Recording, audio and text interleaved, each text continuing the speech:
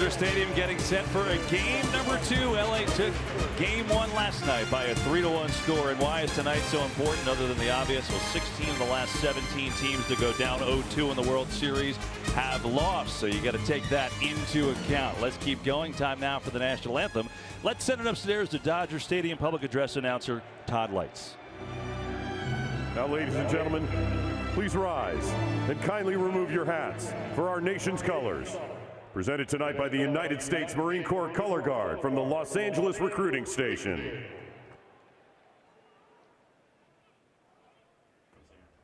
Now, fans, please remain standing and join in the singing of our national anthem, led tonight by a critically acclaimed singer and songwriter. Please welcome 3-time Grammy Award winner, Brad Paisley.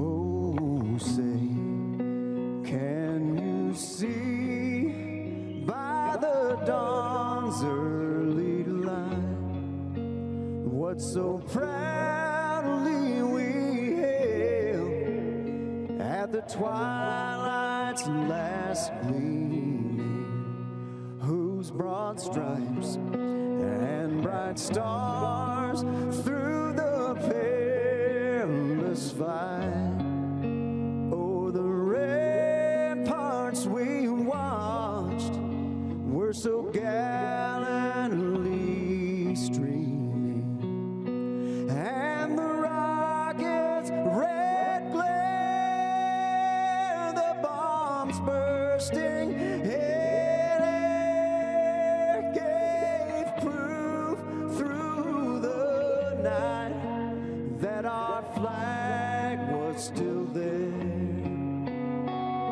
Oh, say does that star-spangled banner yet wave o'er the land of the free and the home of the brave.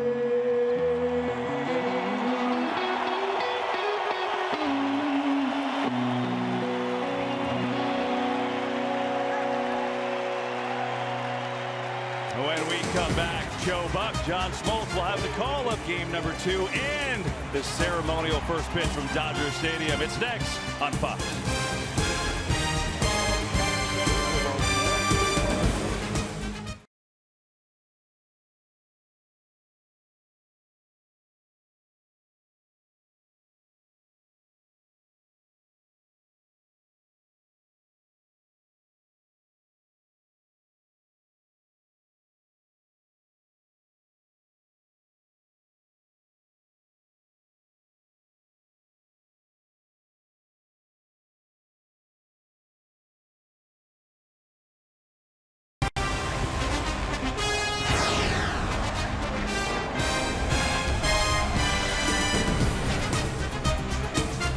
It is another hot night in Los Angeles, and they are packed in once again at Dodger Stadium, ready for Game 2 of the 2017 World Series, with the Dodgers up 1-0 after Kershaw's gem in Game 1.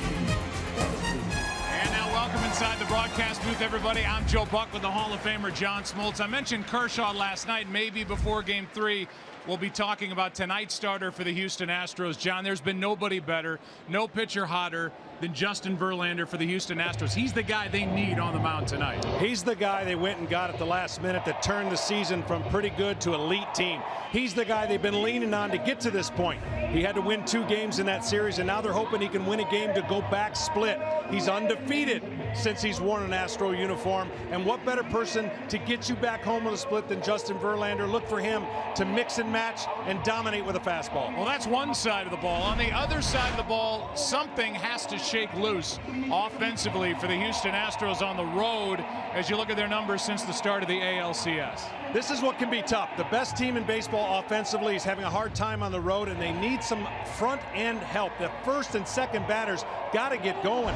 For the road to have this offense just call it stall is unbelievable. Look for somebody to break out of it for them to score some runs. All right, let's talk about the Dodgers. You know, they are red hot offensively. They are bludgeoning their opponents in the postseason. They can move the furniture around a little bit, but John, the guy they wheel off is Justin Turner, who went deep last night.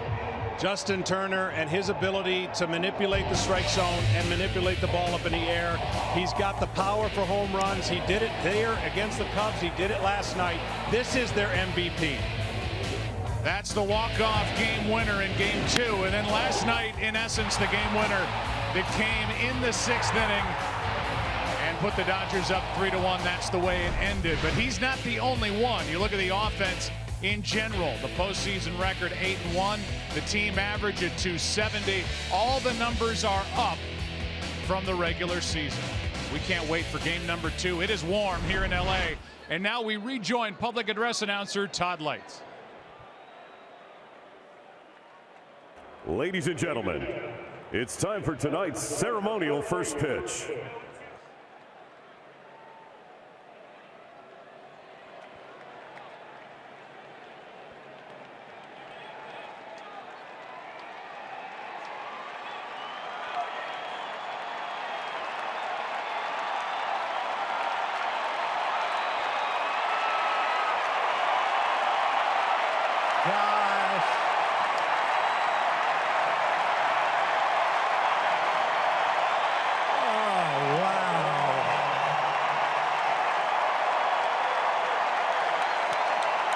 Boy, it's a long walk to the mound.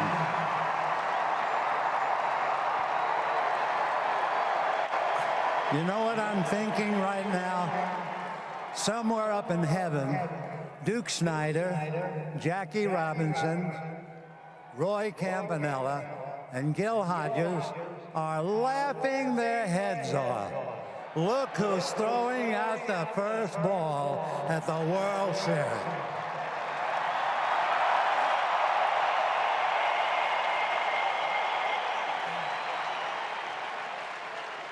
All right, Scully, you're in front of this big crowd.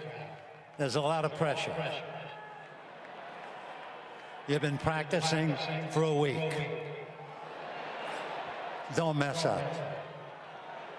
Oh, I need a catcher. No, a catcher. I don't need a Scully. I need a catcher. Is there a catcher anywhere around here? Oh, Steve Yeager.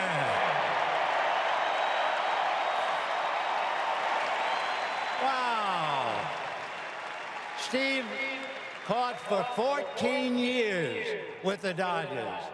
It must be terrifying for you to look out here and see me. I must warn you, I worked all week playing catch with my wife, and she said that I had good stuff.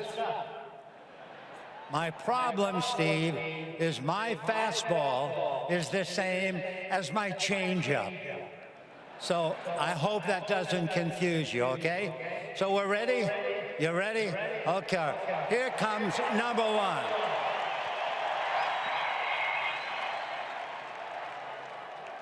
Oh, wait a minute. Oh, my gosh. I think I hurt my rotator cuff. I can't do it.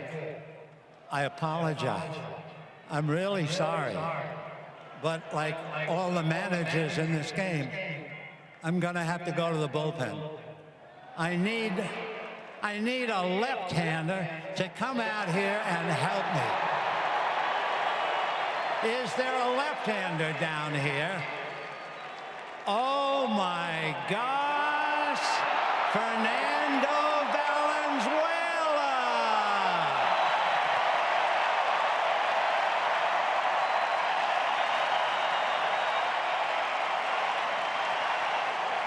Can you imagine One year, he had 8 shutouts.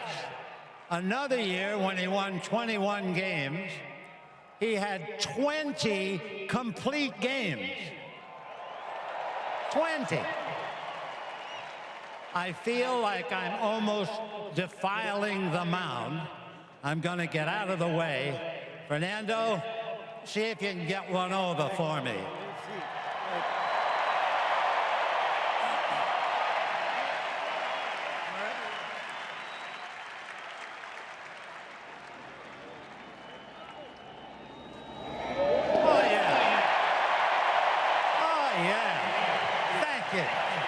Thank you. So, okay, I'm off the hook.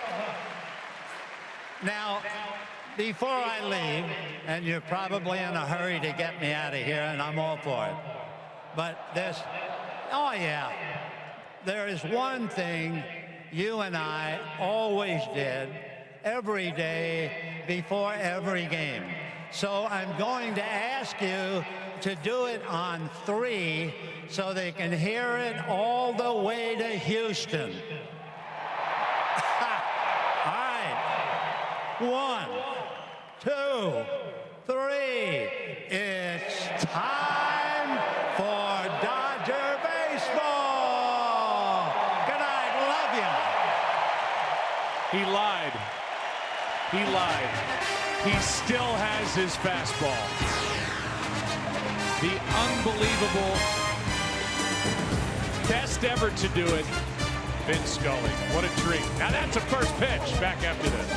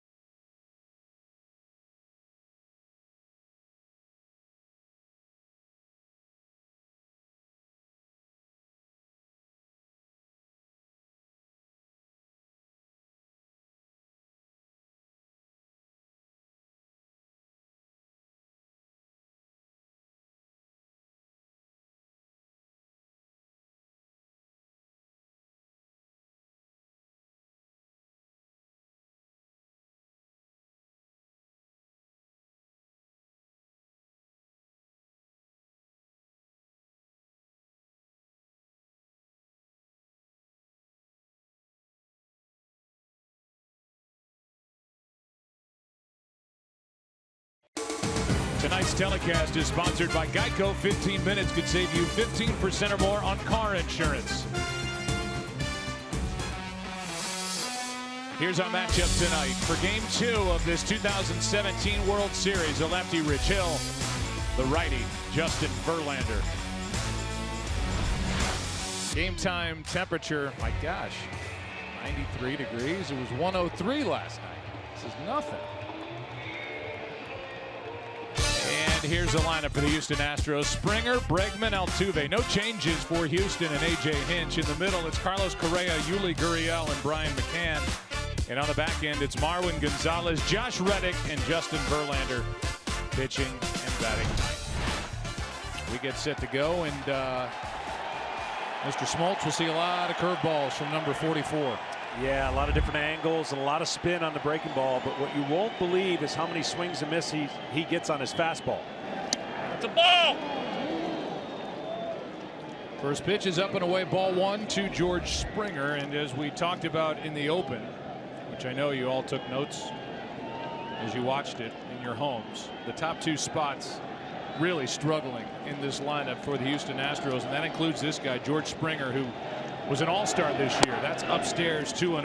Last night 0 for 4 with 4 strikeouts, and for the postseason hitting just .213, and there are the numbers for the 1-2 hitters since the start of the ALCS. 098, which is a big deal when Altuve's hitting third. That's a foul ball, strike 1. And you just wonder, what is it going to take to reset the confidence of a couple of guys in the lineup? And maybe it's a walk. Talking to their manager, A.J. Hinch, he said it's not necessarily hitting a home run. It's resetting himself by getting a good walk, tracking pitches. He's been trying to do too much.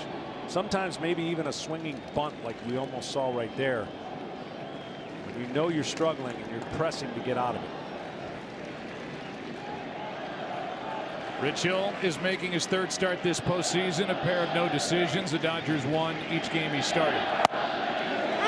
That fastball at 90 zips in there for strike 2. You're going to see 2 different fastballs tonight. One at 89, 90 miles an hour, and the other one by Verlander at 96, 97. But the way that he creates spin on the baseball actually makes the fastball look firmer. That is behind Springer. He didn't move, and that ball hit literally behind his feet for ball 3. The thing to watch with the curveballs is more north and south than east and west. That's the goal for Hill. You can see right there that one was spiked almost to the spikes of Springer. So now a 3-2 pitch to start the night. Breaking ball is fouled left side. Ken Rosenthal, give us more on George Springer. Well, A.J. Hinch said Springer is overcomplicating life, thinking too much instead of taking his normal see-ball, hit-ball approach. Springer agreed, telling me he needs to quit worrying about what the pitcher is throwing 60% of the time on 0-1 and just go out and play. A.J. Hinch not panicking with his lineup. Runs the same group out there as he did last night. Another 3-2 pitch. Way outside for ball 4, a leadoff walk. And so the first man aboard for A.J. Hinch and our Lincoln Motor Company keys to the game. Well, beat the heat means you're going to have to hit some heaters, some fastballs. The Astros are going to see a lot of curveballs, but they can't miss the fastballs. And the Dodgers just stick to the formula. They've been the most complete team in the postseason, getting a lead early, great pitching, timely hitting, bullpen wipeout bullpen. So with a leadoff man aboard, here's Alex Bregman with Altuve to follow, and then Correa. One pops out of the glove of Austin Barnes as he corrals it. He goes out to try to calm down Rich Hill.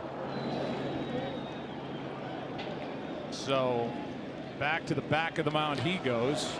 And we give you the Geico pitcher profile for Rich Hill. Well, right now the release point's not where they want it to be, but multiple release points. Break it off, meaning the curveball in the zone. Change the eye levels of the hitter with the high fastball after hitting with the curveball.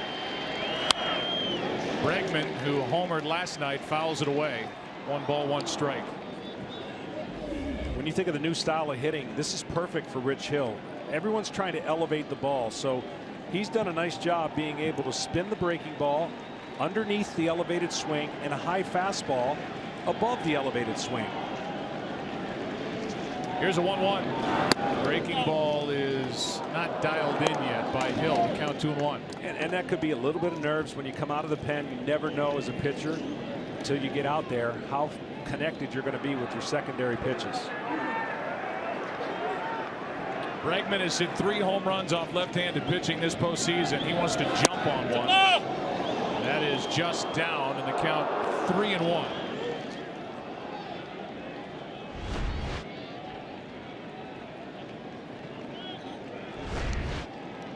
So a dangerous pitch coming from Hill. And Bregman isn't shy. He will cut it loose if he sees something he likes. And he pops it up. Right by home plate in foul ground. 1 on, 1 out as Austin Barnes takes a seat. For more on Rich Hill, who's really bounced around in his life and in his professional career, let's go down to Tom Verducci. Yeah, Joe, there's many ways to measure the long, strange journey of Rich Hill. 16 pro seasons, 10 organizations, 19 minor league stops. But he told me the best way to capture it is in 2015, he pitched for a minor league team, an independent league team that had no bathrooms in the bullpen. So the players attached a bucket to a tree beyond the outfield wall. So as he told me, in just 2 years, he's gone from using a bucket as a bathroom to the World Series. Yeah, and the obvious question to him was, did you ever feel like giving up? And he said no, because I finally got healthy and I felt like I had more to give. And here he is starting the second game of the World Series as Altuve takes a strike to the inside corner. Fastball Hill can spot. The curveball, which typically he can drop in for strikes. Well, it's not dropping in for strikes. No, if he hits the curveball with strikes, the Astros are going to be in for a tougher sled to go here offensively. Here's an 0-1. That's a good one. Strike 2.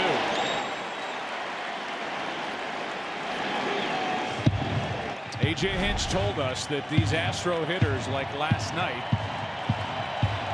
they will lay off a lot of spin. Now, Altuve loves to swing the bat. And if Hill can drop that curveball in for called strikes, he should have a good night. If he can't, he's going to pitch his way into trouble.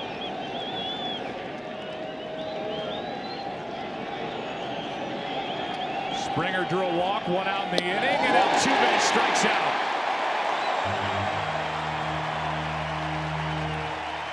Hill so far, John, is kind of effectively all over the place. Yeah, and this is what he's going to get. A lot of high fastballs and swings and misses. It's unreal. On the last, I don't know, 30 days, almost half on fastballs. He really does do a good job setting up his fastball by slowing the hitter down with curveballs. They see break and spin, and then all of a sudden they see this fastball that doesn't have radar of plus 92, 94, but it's by him. Well, here's Correa. 0 for 3 last night, 13 of 47 in the postseason. 3 homers, 9 RBIs. 23-year-old shortstop with a check on Springer. I mean, of all the fastballs we've got in the game, and we've got some electric ones, it's amazing that he gets 32% almost swings and misses on fastballs. That's the best in baseball. There's a good curveball from Hill, strike 1.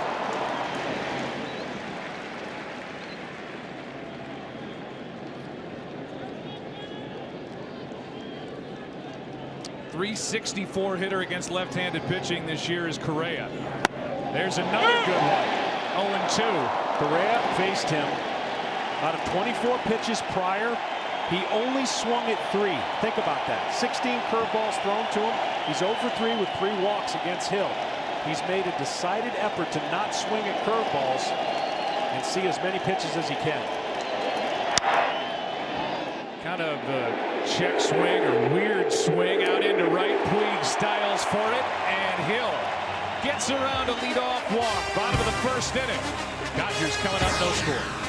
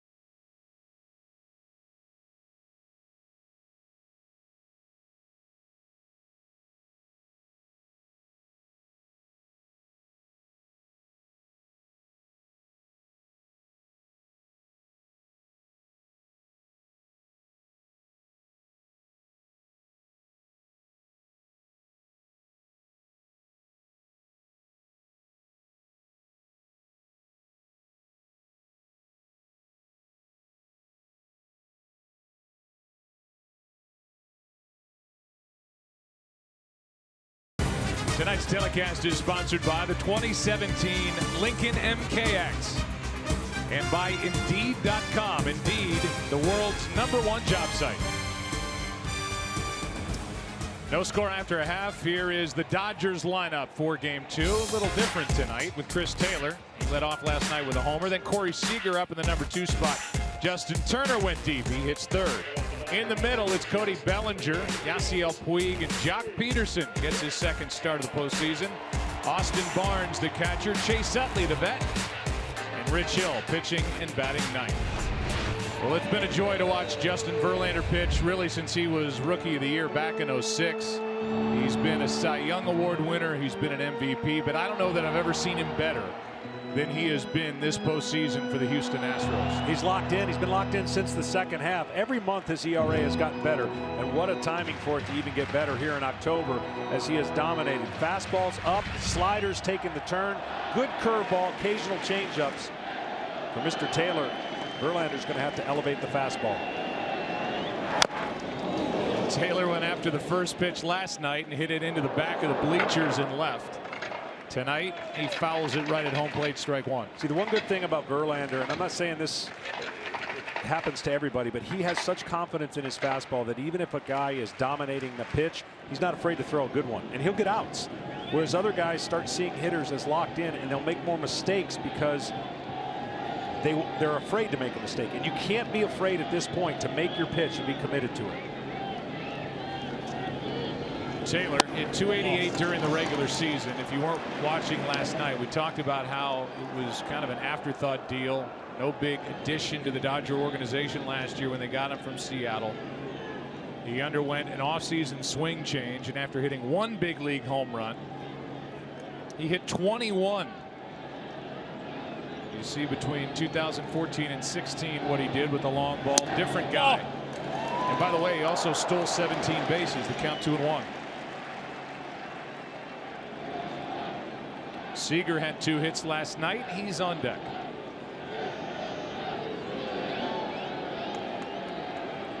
Justin Verlander, before right now, has never pitched at legendary Dodger Stadium. This, by the way, is the 3rd oldest ballpark in the big leagues. That's hard to believe because it's so pretty. You don't think old when you come in here. They've done a good job of keeping it current.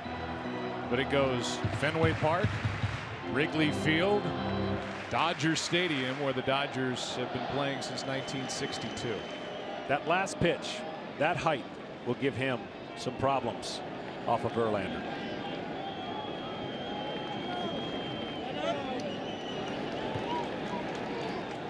Taylor steps out with a count of 2-2. Travel day tomorrow, Friday, Game 3, Yu Darvish and Lance McCullers Jr. in Houston, where they will be fired up. 2-2 pitch, got it by him. And the night starts with a strikeout for Justin Verlander. Well, he likes his fastball. He's been connected with his fastball. He can throw it up there, and it's very difficult if he gets the Dodgers to swing out of the zone and up in the zone. Dodgers, of course, loving to lift the ball, trying to get the ball in the air. Brings in Corey Seager, 15 days from his epidural for his bad lower back that he injured during the division series in Game 3. I'd say the fastball's pretty good for Verlander here tonight. Yeah, and when you're in a groove like this, and mechanically he just looks sound. Everything looks like it's landing at the right time, and he's not missing by 5 or 6 inches in the intended area. So the fastball gets on the hitter quick. Jim Crane, their owner, okayed the deal from the Houston side because they're adding money. They've got 2 more years of Verlander signed for 2018-19, and Verlander okayed the deal to come to the Astros at the bitter end of the month of August with 2 seconds to spare. Both sides are thrilled that that move went through as the count goes to 1-2. And honestly, everyone thought that might be a no-brainer. It was one of the hardest decisions Justin had to make for all his career he's been with the Tigers. And certainly knowing, there's Jim Crane, certainly knowing what was at stake and how quickly things changed. Boy, he's not regretting it at all, and neither is Houston. I saw Jim Crane in the seats. Peyton Manning next to him? Oh, that was Peyton Manning. Yeah, that was Peyton Manning. Taking a break from shooting commercials. I see what you're doing. That's very subtle and smooth. Here's a 1-2 pitch. Another strikeout. We don't really deal in the world of subtle very often at Fox. This player resume is sponsored by Indeed.com. Indeed, the world's #1 job site. The deal to get Verlander to Houston. A lift for this team, and the record is ridiculous. The ERA 1.23. And then the postseason, now he's 4-0. ERA of under 1.5, including win out of the bullpen in Game 4 of the division series at Fenway. Yeah, ho-hum. He's got a chance to do something special in like 6 wins in a postseason, which would be incredible. All the pitches have been fastballs until that one. Tight breaking ball misses to Justin Turner for ball 1. The last 30 days, you want to see how filthy he's been at right-handed batters. 0.62 batting average coming in the last 30 days when right-handers stand in the box. It's pretty filthy. That is skied into center. Springer puts it away. We go to the 2nd inning of Game 2. Hill, Verlander, Dodgers, Astros, no score.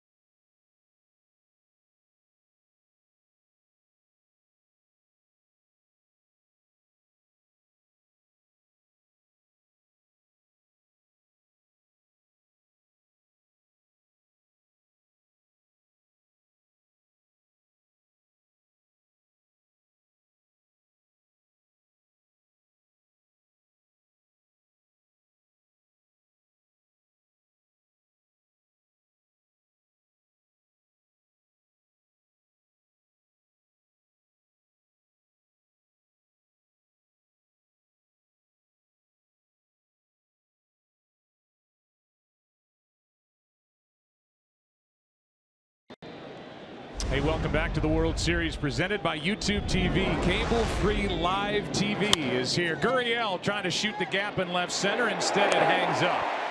And Jock Peterson, after 1 pitch is thrown in the top of the 2nd, cruises over to grab it, 1 out. I think everybody's still kind of thinking about that first pitch. I mean, there are first pitches, and then there's Vin Scully, who was the master of ceremonies, who was everything out there. There he is. His wife Sandy. 67 years of his life he gave the Dodger organization. He turns 90 in November. He's Still the best to ever do it. Can still do it. And at the end of every year, John, this is only our second year together.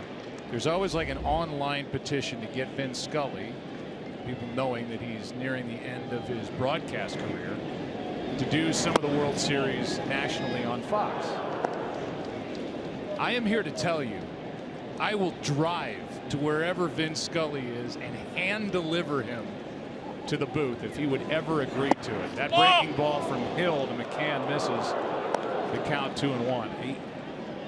Believe me, as Jack Buck's son, I realize the power and the grace and elegance that is Vin Scully in Los Angeles. There's only one Vin Scully. There's only one that ever sat in a microphone like this and did it nationally.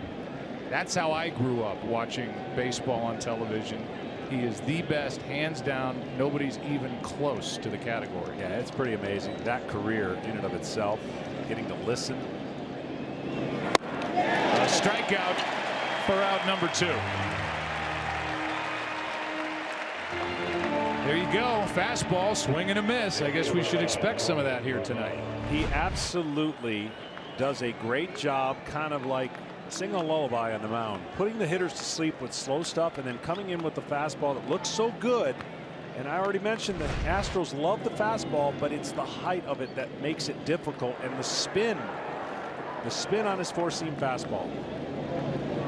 That breaking ball stays away to Marwin Gonzalez, ball 1. And see, that's the one thing where technology has given us information that explains why some guys' fastballs explode, why they're tough to hit. And so just for context, the average spin rate on a four-seam fastball is 2254. That's RPM, right? His is 2469, but it's not 97. So it's the way he throws it and releases it. Boy, you're just, I don't even know who you are anymore. Well, I'm just giving people when they hear RPMs that, and when they hear that, they want to know, what does that mean? Lifts spin and rate launch.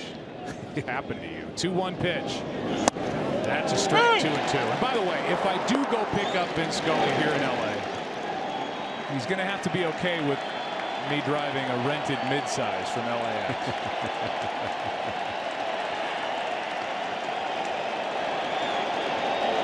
Here's a 2-2.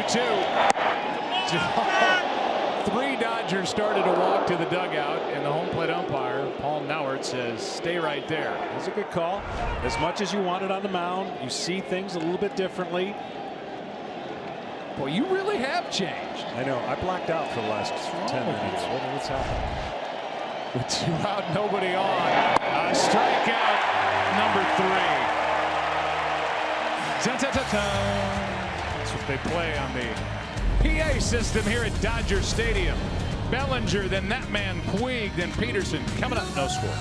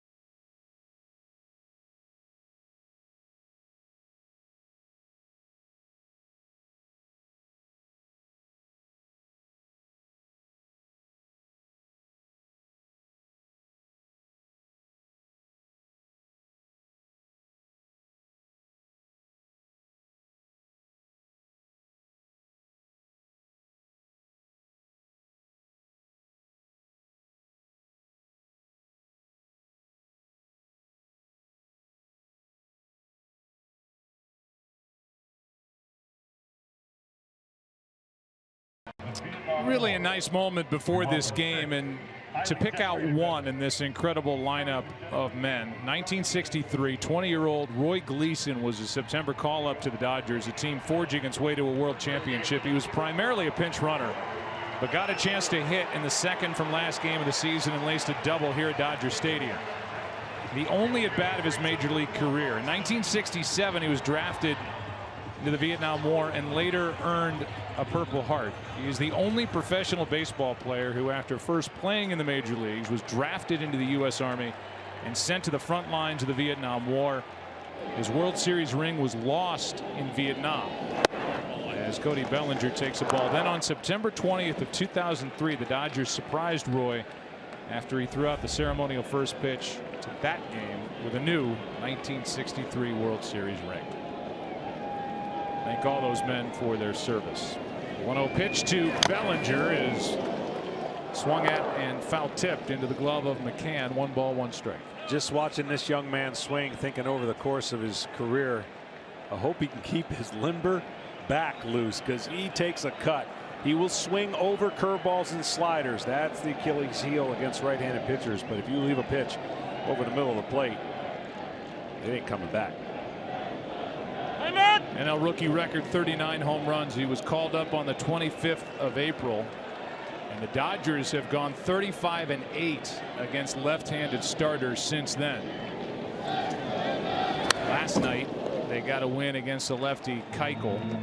Tonight they deal with a completely different style and a right-hander, quite possibly a future Hall of Famer, Justin Verlander. Yeah, absolutely. And Justin is doing the same thing he did against the Yankees, establishing his fastball early, not afraid to mix it in and up and change his eyes with the fastball, and he'll start bringing in the curveball and slider. You watch.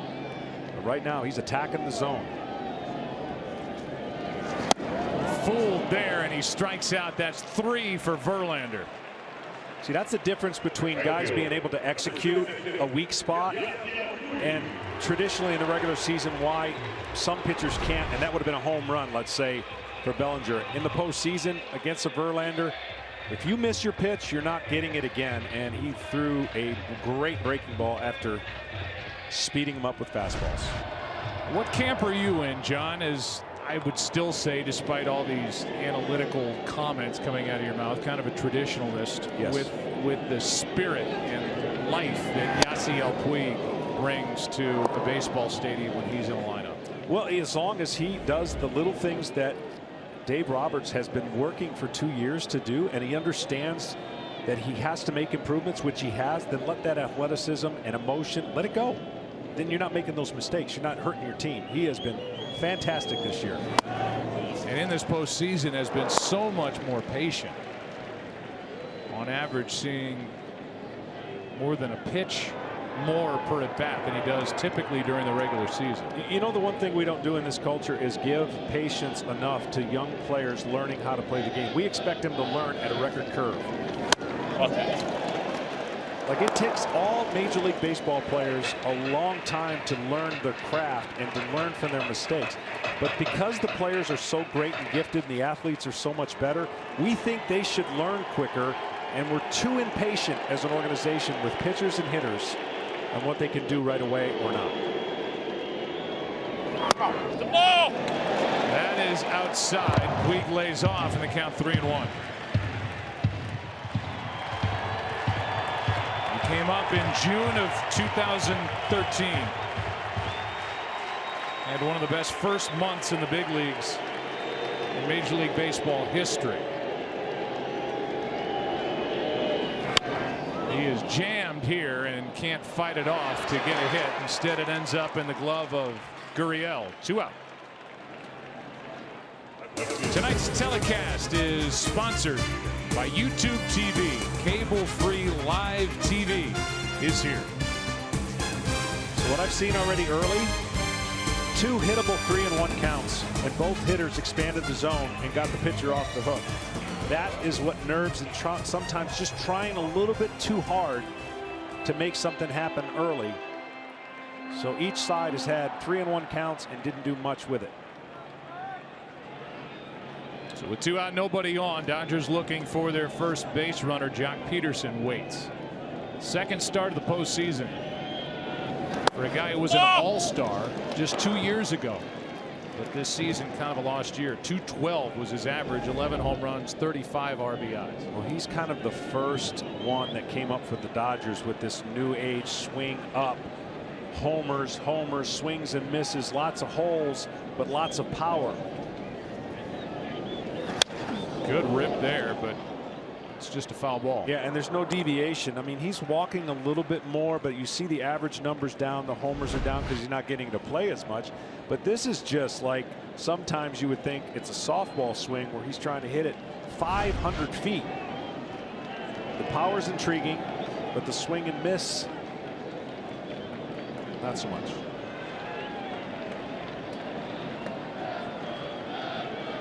One ball, one strike, 2 out, nobody on. And a breaking ball is in for a strike from Verlander, who was the MVP of the American League Championship Series against the Yankees. 16 innings, 1 run, 10 hits, 21 strikeouts, 2 walks. Now, he can do whatever he wants here. He can bounce it, but a high fastball would be hard to lay off of for Peterson with 2 strikes. Lower than low, higher than high. Those are 2 big areas a pitcher can go to. So it looks like they're going to go with the breaking ball and try to bounce it. 12-year vet Brian McCann behind the plate working with Verlander. Got him looking, fooled him entirely. 4 strikeouts through 2 innings for the 34-year-old right-hander. Fans, it's now time for us to do our part with home runs for hurricane recovery. Brought to you by T-Mobile.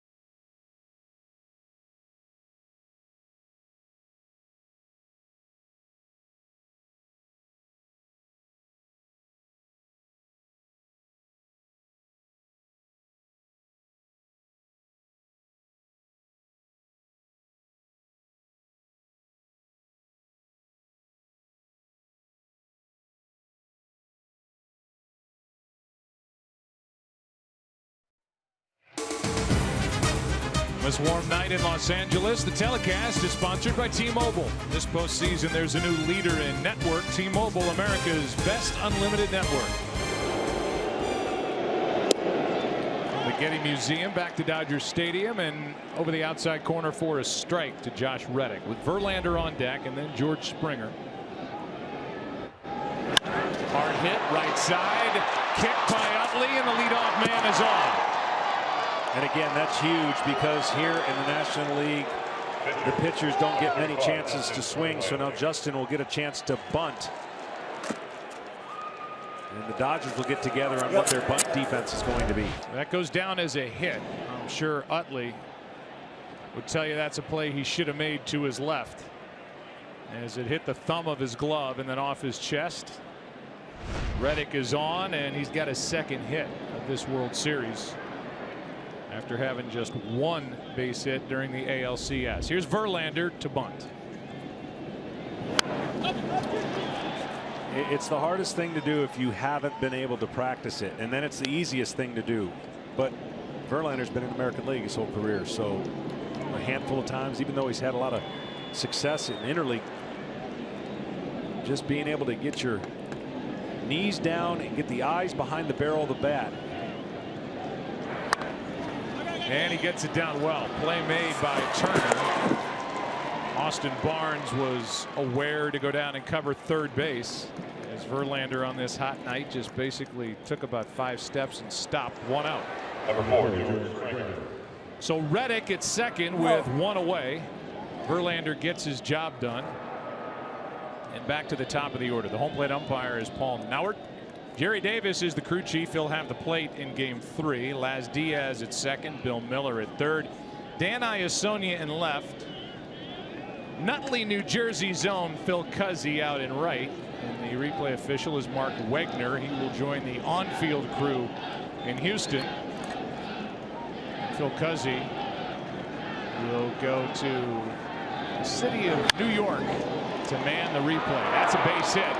But Reddick had to hold at second. And he only goes second to third on the hit by Springer, and it's good news for the Astros to see Springer jump on that high delivery. Yeah, I don't know that it would have mattered if Reddick got a better read, but that ball off the bat had such top spin. He had to make sure there's the high breaking ball, and he stays on top, and that's the only way to hit it, is be able to stay back and not try to do too much. So maybe that walk did get Springer reset a little bit. And a much needed hit at the top of the order. I mean, let's say it again. This was the #1 run producing lineup in baseball. Team in baseball during the regular season. Here's Bregman. First and third, 1 out, and that's into left center field. It will get down. 1 run scores. The ball caroms right to Peterson, and it's 1-0 Houston.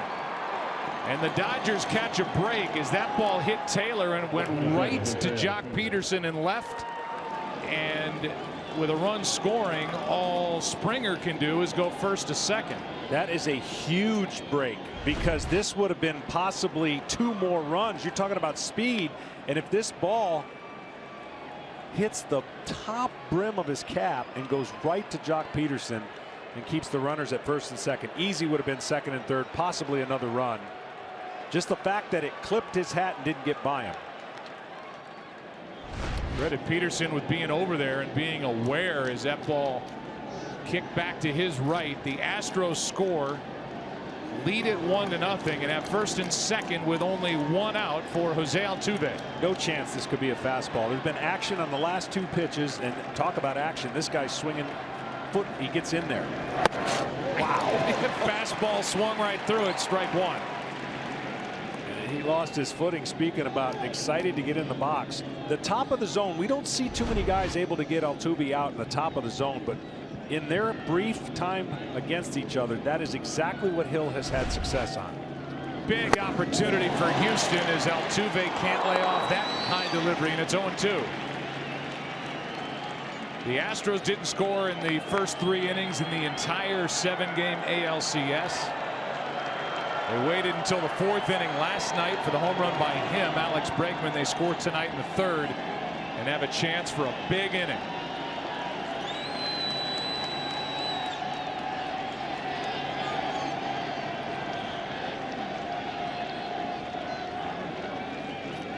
Here comes the 0-2. Got him on the inside corner, 2 out. 4 strikeouts, John. Twice he's gotten Altuve. Some pitchers have other guys' number, and it's really the fastball that has done in one of the best hitters in the game. And you can see just totally fools him on this one. Didn't think that was going to be in that area. and Altuve took it. It caught the corner. Rich Hill has thrown 6 pitches to Jose Altuve in this game 2, and he struck him out twice. Now the inning falls to Carlos Correa. A lot of breaking balls, as we mentioned, to Correa. Runners at first and second, 2 outs, strike 1.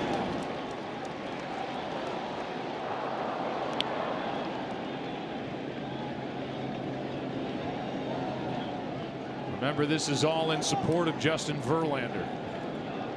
He hasn't needed much to get wins for the Astros in this postseason. He's 4-0. He will have at least a 1-run lead in the bottom of this inning, but Correa wants to add to it. The 0-1. Strike 2.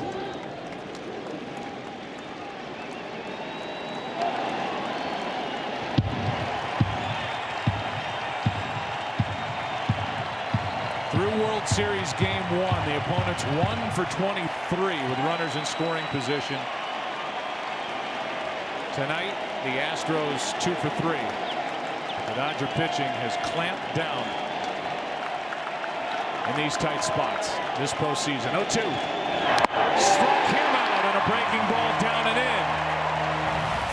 And Rich Hill limits the damage by striking out Altuve and Correa.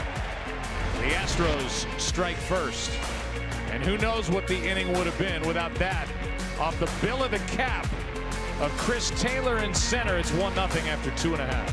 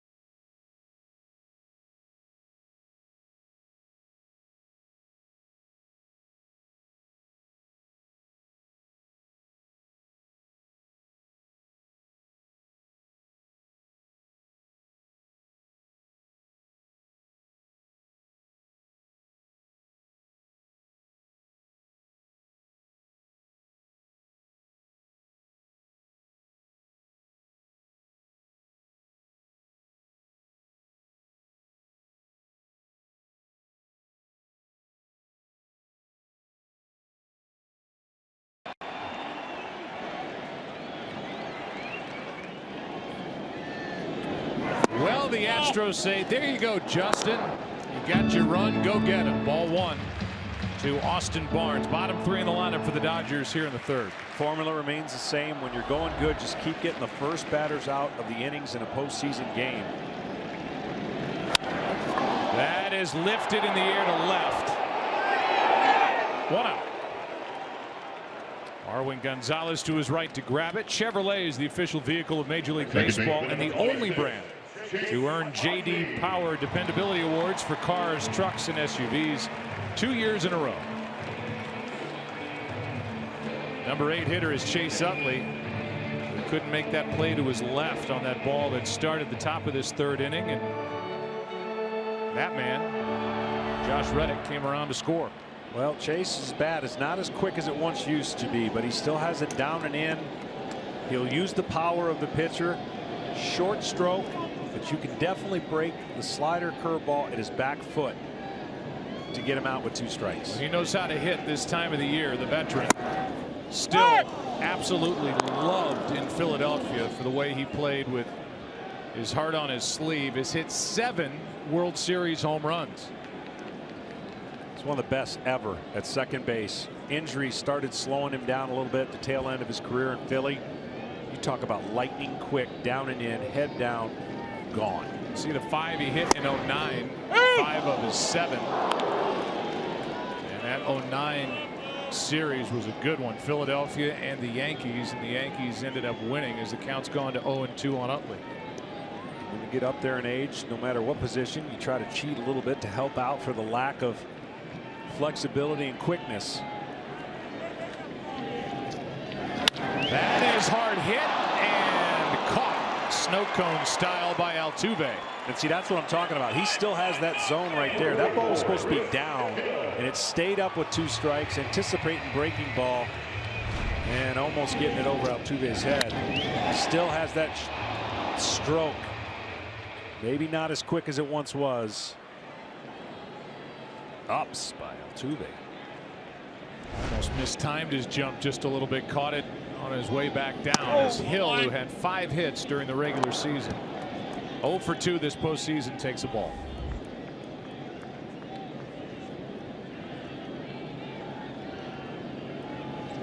Verlander trying to go perfect through 3. YouTube TV World Series correspondents Dude Perfect, who are known for their crazy sports trick shots. The largest sports channel on YouTube globally, made it to Dodger Stadium tonight just in time to throw out the first pitch for Game 2 of this World Series, sponsored by YouTube TV. The base is empty and 2 out. Verlander has Rich Hill sized up for his 5th strikeout of the night. Instead, a little bunt, tough play. Altuve feeds Verlander, who says, guys, I've been doing this in the big league since '06. You think I don't know how to cover first base? Perfect through 3. 4th inning rolls in. Game 2. Astros will bat up by 1.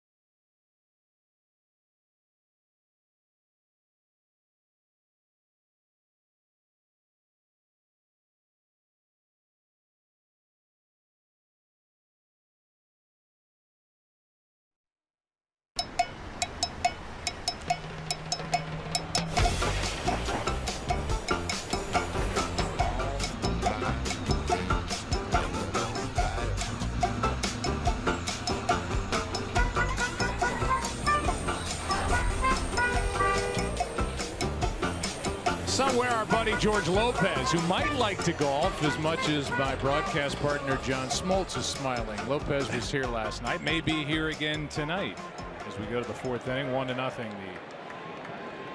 The Astros are leading, and Rich Hill, who got out of that jam in the third inning thanks to the bill of a cap and 2 strikeouts, fires a strike to Yuli Gurriel. And he's done a great job getting out of those jams, pitching backwards, starting guys early in the count with the pitch they don't think they're going to see.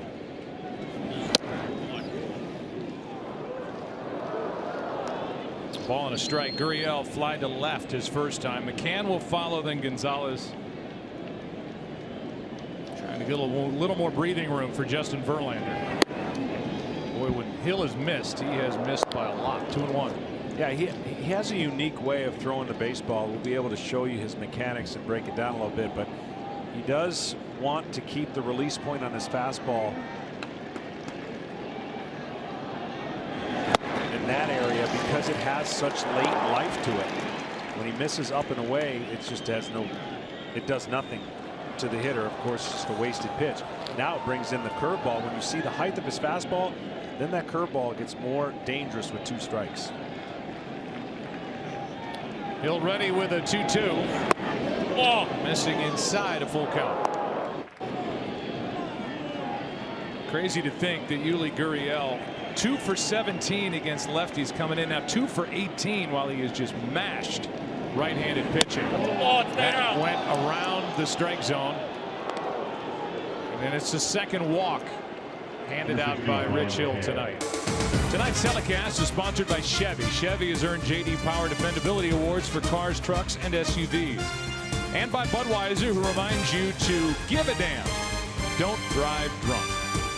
Attending tonight's game are veterans who brew Bud every day in Anheuser-Busch's L.A. Brewery. Just down the road from Dodger Stadium, Bud has been brewing in L.A. since 1954 and is proud to serve those who serve. Breaking ball for a strike to Brian McCann. Struck out his first time. Last night hit the ball to the track in the 7th inning.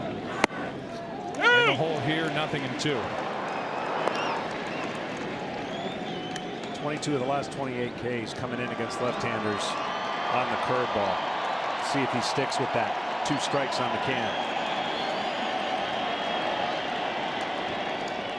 Tiger Woods is here tonight.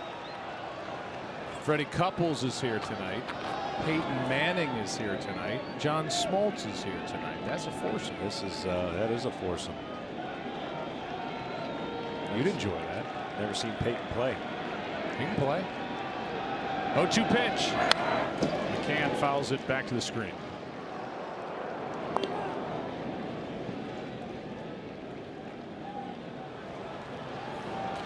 Mila Kunis is here tonight. Justin Hartley is here tonight. John Legend is here tonight. 0-2 pitch. 1-2. Oh, you mean him, not me. No.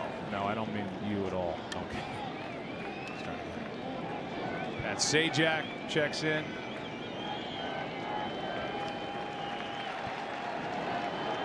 Here's a 1-2 now.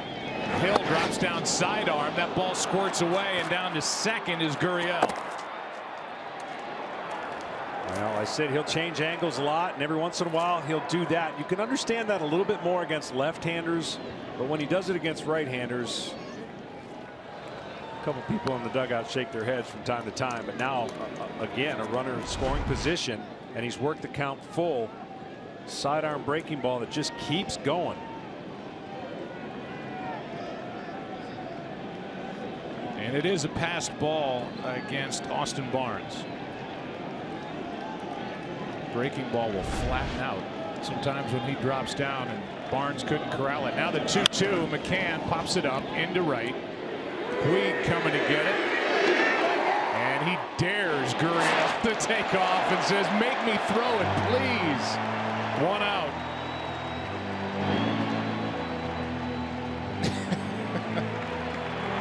I mean, That's like Deion Sanders baiting a quarterback to throw to his side of the field. He's like, go ahead, Yuli.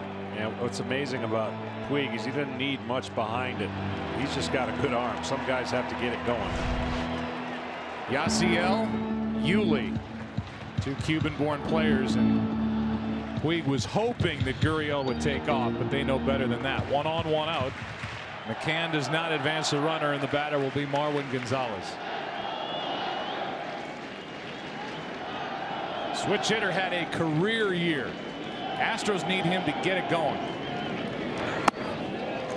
We said this during the ALCS. He was the top RBI man on the #1 offense in baseball for A.J. Hinch.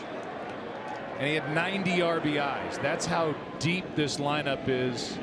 They can get you from any spot 1 through 9 when they're playing with the DH.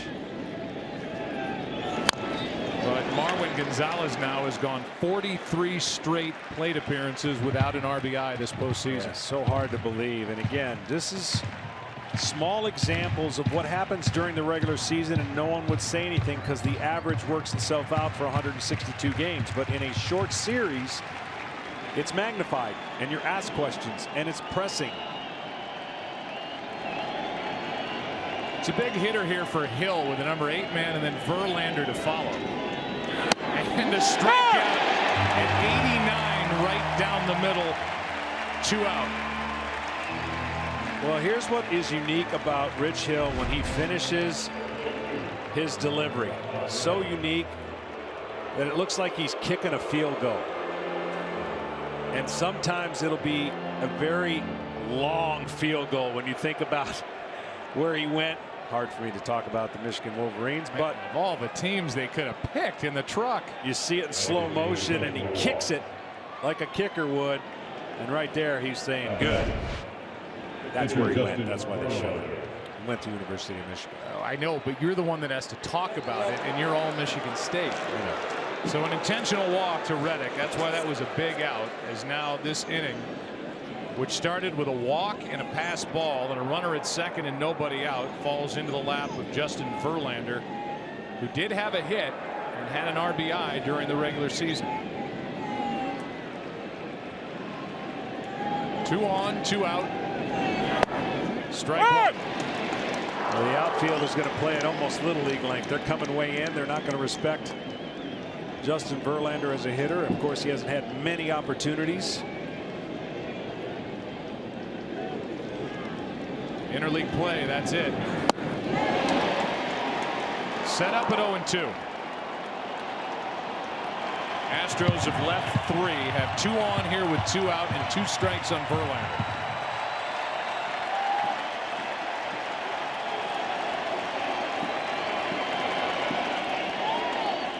Runners are going on a swing and a miss. Strike 3. 7 strikeouts for Rich Hill. Gets around the leadoff walk and the pass ball. Hill is hanging in there. Bottom of the 4th inning, 1-0 Astros.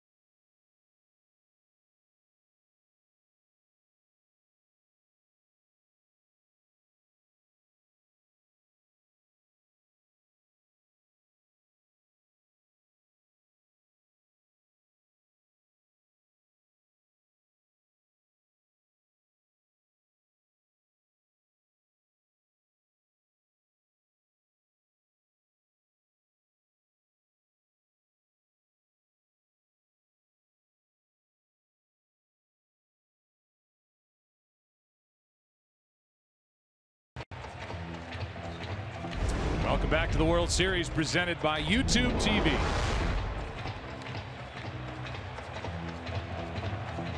George Springer breaks through.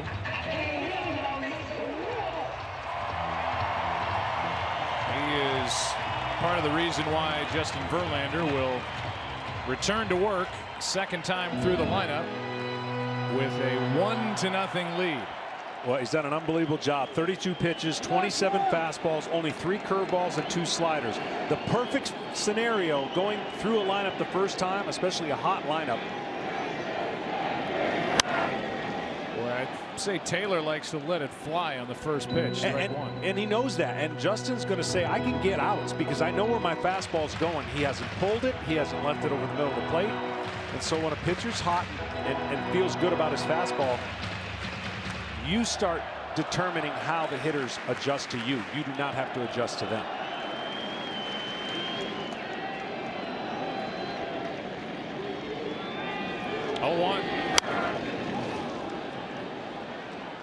I think in today's game, people just assume that back in the day, and we're going all the way back to like 2006 when this guy was a rookie, 2007 and 2008. Everybody was throwing in the upper 90s, but Verlander was really the first starter in a long time to be able to crank it up at the end of games where he could touch 98, 99 miles an hour. As Taylor lays off that pitch. Now triple digits isn't that big of a deal, what have you, but Verlander always seemed to have something left in the tank when he needed it at the end of a game. No doubt. He was the right-handed freak of Randy Johnson, right? I mean, Randy was so gifted in that realm as well. And I think for Justin, his store-up ability, or the ability to throw 99 miles an hour in the ninth, uncanny. 1-2. But since coming to Houston and obviously taking advantage of some technology and information, and really blending with what Houston has with what Justin has been through, it's the slider change, it's the release point, and it's the ability to make that pitch turn. It went from a cutter first half to a true slider second half, and the numbers bear it out.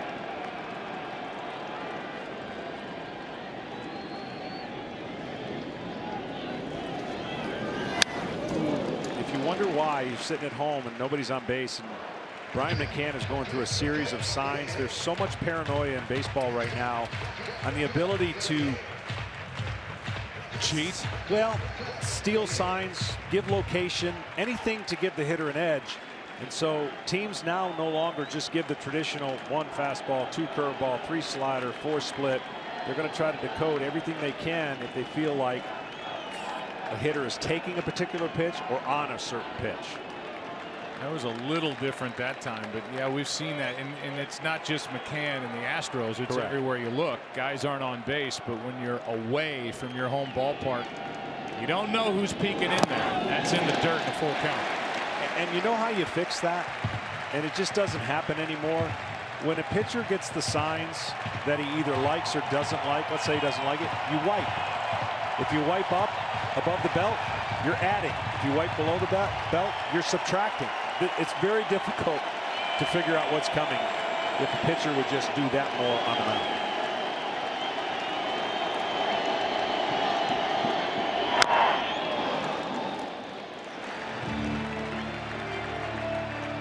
Well, that was part of, I don't want to say an expose, but something that came out between the Yankees and the Red Sox with an Apple Watch and somehow getting, I mean, I had an Apple Watch. I couldn't get a text on it, let alone figure out what the sign was and relay it to a hitter, but they figured it out.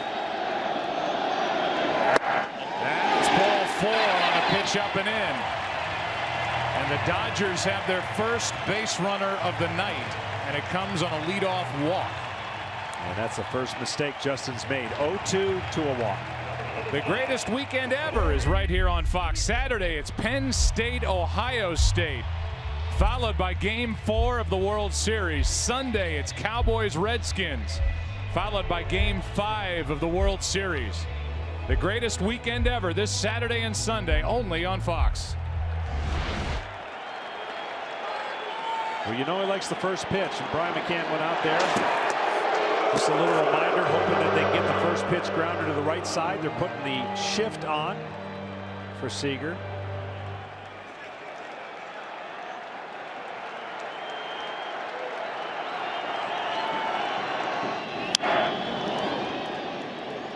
Strike one on Seager.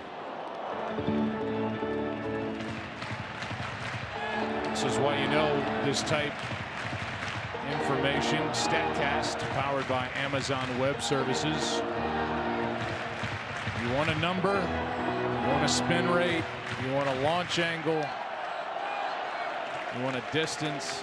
StatCast has it. 0-1 the count on Seager. Tying run at first, nobody out. And they turn two. The tag and no throw. That's Correa. As Taylor just got to a point and stopped. Maybe a chance for Carlos Correa, but once he tried to get that out of his glove, he dropped it 1-on-1 out. Yeah, I thought he might have the ball in his hand and try to make the tag. But see, once he makes it with the glove, that was no chance to make that transfer. You saw the ball move. If he makes it with his hand, then he's got a chance to turn two. The runner in that situation, more times out of not, usually will slide and make it more difficult. But the Astros will gladly change the speed at first base with Seager versus Taylor.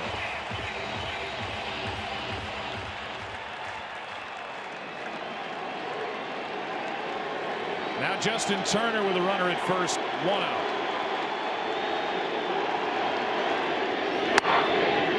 Ooh, the home plate umpire Paul Nauert flinched, called it a ball. Kenta Maeda has been warming throughout this entire bottom of the fourth and even in the top half. See if Rich Hill's night is finished. Astros have 5 straight right-handed batters coming up. And Maeda has dominated right-handers down the stretch and in the postseason. A check on the runner, Seager. Nobody has thrown over to first base more than Justin Verlander in baseball. So the purpose of that is because he wants to mess the timing. Even though Seager not fast, Justin maybe not as quick to home plate. So we just want to keep the runners honest. Not hard hit. Correa, Altuve, got them both. And that's how Justin Verlander gets around that leadoff walk. 1-0.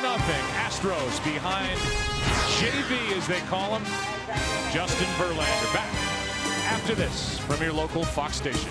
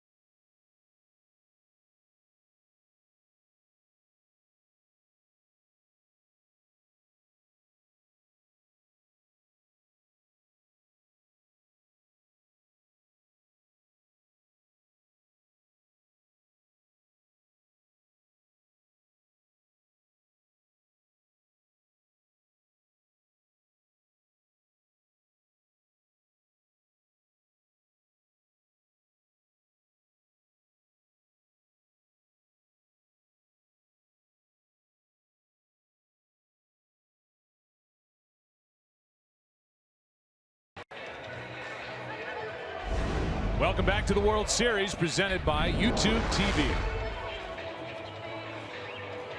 There is Dylan McDermott this January. He and that mustache take off in the new Fox comedy LA to Vegas. From the executive producer of Modern Family and the guys behind Anchorman, LA to Vegas departs this January on Fox.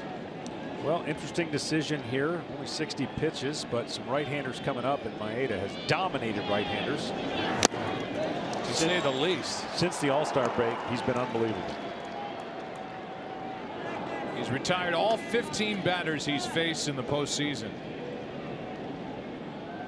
And since the 21st of September, right-handed batters are 1 for 25 with 10 strikeouts against Maeda. 1 ball, 1 strike. You know, when he broke in, they were trying to get him to throw his fastball a little bit more, but he's got a good wipeout slider, as you've seen. And really, the numbers speak for itself when you're dominating right-handers like that. Springer had a hit in the midst of the run-scoring inning. Here's a fly ball into right center. Back to Grant as Taylor one away. Tom Verducci, pitching change number 1 here in game 2. Yeah, and for anybody who follows the Dodgers, they know this is standard procedure. Managing by analytics, Dodgers starting pitchers were allowed to face a batter for a 3rd time, fewer than any team in baseball. Rich Hill might not be happy about it, but this is the formula. Get the fresh arm in the game, and especially the matchups with the right-handers coming up. Do you want me to black out again? Yeah. I mean, I don't get it, but it's working, and I just don't know how long that can work over time, but it's working. The Dodgers bullpen has been outstanding, but I can understand Rich Hill being visibly upset. That is on the outside corner, framed by a guy who's considered now the best in the business at framing pitches, Austin Barnes. For Rich Hill, 4 innings, 1 run, 3 hits. They all came in that 3rd inning. 3 walks, 1 of them intentionally, and 7 strikeouts.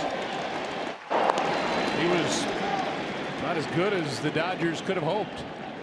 You see the numbers for the bullpen. It's been lights out for LA and Dave Roberts every time, and Rick Honeycutt.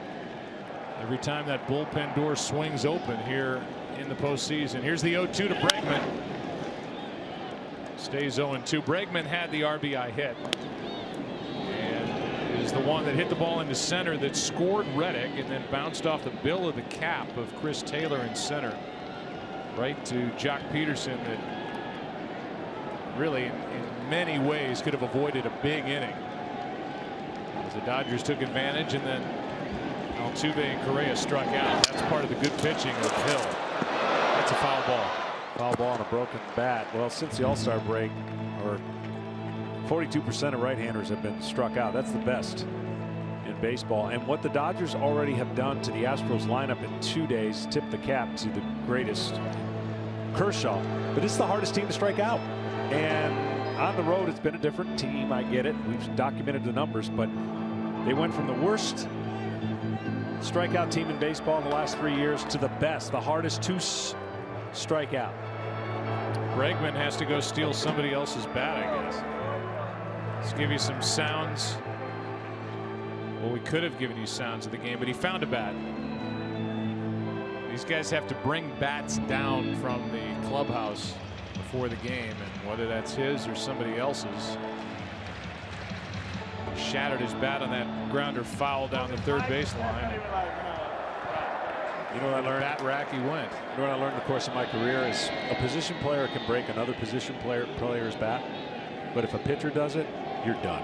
You don't get to use those bats anymore. Whose bat did you take? I broke a lot. I took several different bats. Bregman waits for the 0-2. He checked his swing on a pitch down and away. Ball 1. This is an outstanding job if he did stop close.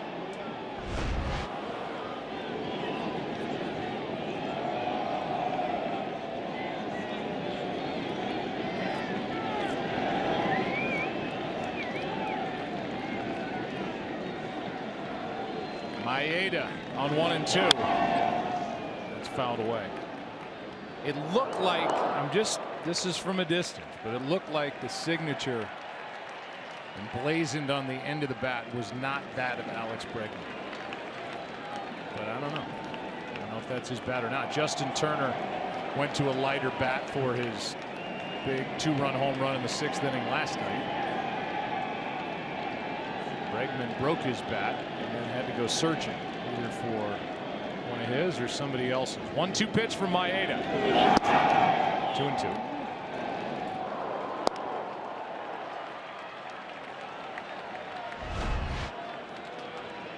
No, that's Bregman. I'm going to say that's Alex Bregman. Now we know what the autograph of Alex Bregman was. Yep. So kids, if you get one near the dugout in Houston, that reads Alex Bregman. 2-2. And floats inside and the count full. Yeah, backup slider.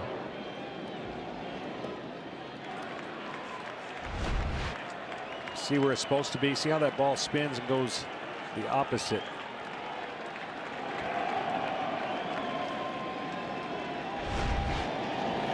One out, nobody on. 3-2 pitch is flied into left field. Back to grab it is Peterson. 2 out.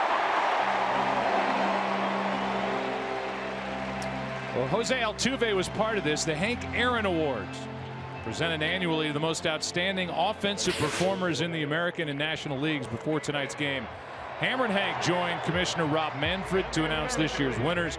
Jose Altuve of the Astros and Giancarlo Stanton of the Marlins. Altuve, just another year of brilliance with a bat in his hands. Hit .346, led baseball. Stanton hit 59 home runs and drove in 132. Led all of baseball. Altuve is certainly glad that Rich Hill is out of the game. Yeah, struck out twice. Just looks like he's not seeing the ball that well. That's down and away, strike 1. Well, he's always been aggressive, but his ability to find the barrel of the bat to the ball has been better than anybody. And tonight, not the case. That's down the right field line. Will it stay in play for Puig? It will, in foul territory. He makes the grab. Down in order go the Astros. Bottom of the 5th inning rolls in. Bellinger, Puig, Peterson coming up. Still 1-0 Houston.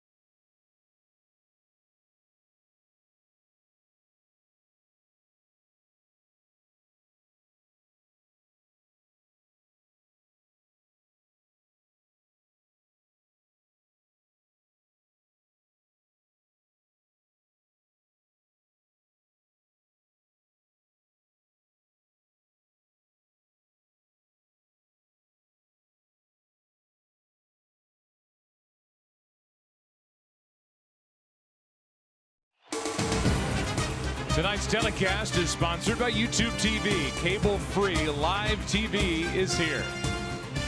Nice breeze blowing in Santa Monica. And go Dodgers on the Ferris wheel. As the Dodgers bat, bottom of the 5th inning. Verlander back to the hill, 1-0 Houston. And a strike to Cody Bellinger.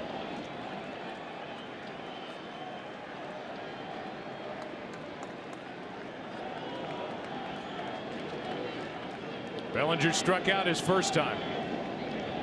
39 home runs during the regular season. 2 this postseason. That is in the same spot in the count 0-2. Yeah, go ahead. Were those strikes? Hard to hit. How about that?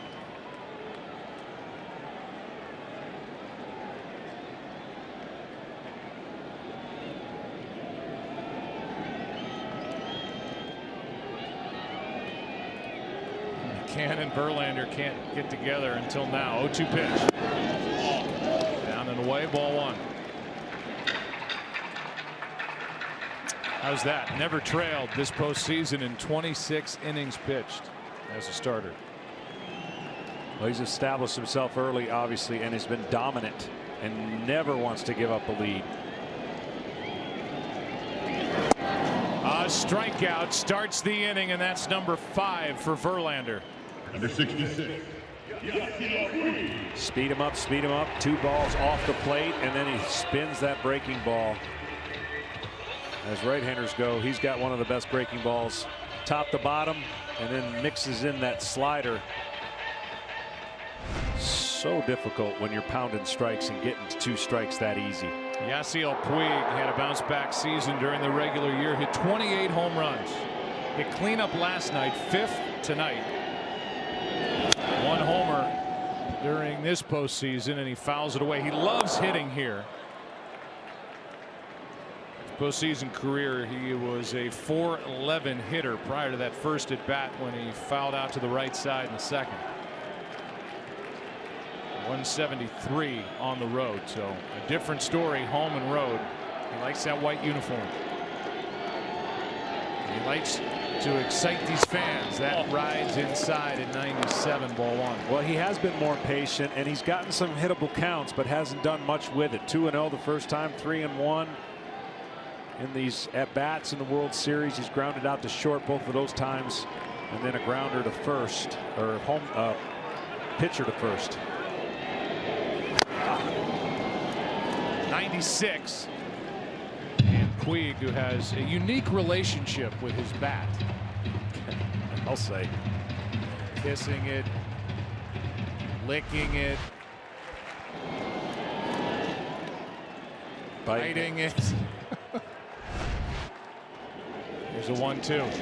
That's down. I think he's angling for a deal with Anbasol or something.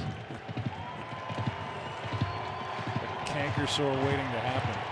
He is definitely must-see TV for a lot of people. The 2-2.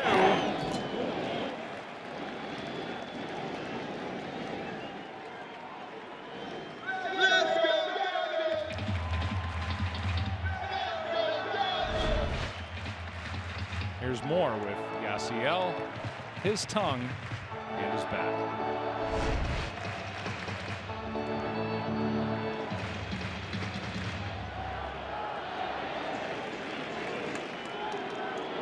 Kids don't do that at home. Do not. Splinters. Hoof and mouth disease. Does that even exist anymore? 2-2. Chopper to short. 2 bounces to Correa. Here's a little taste, I guess we can say, what Yasiel Puig brings to the game. He's fun to watch.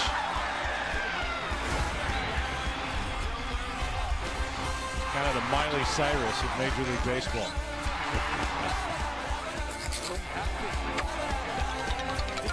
It's okay to have fun, right? Yeah, absolutely. Like we said, I mean, he's having fun and successful and not costing his team in ways that got him benched. in a few postseason games. He was down in the minor leagues last year.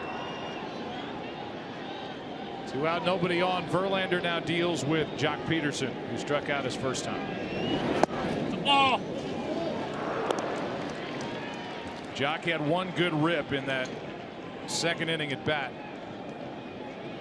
Getting a chance to start for the second time this postseason.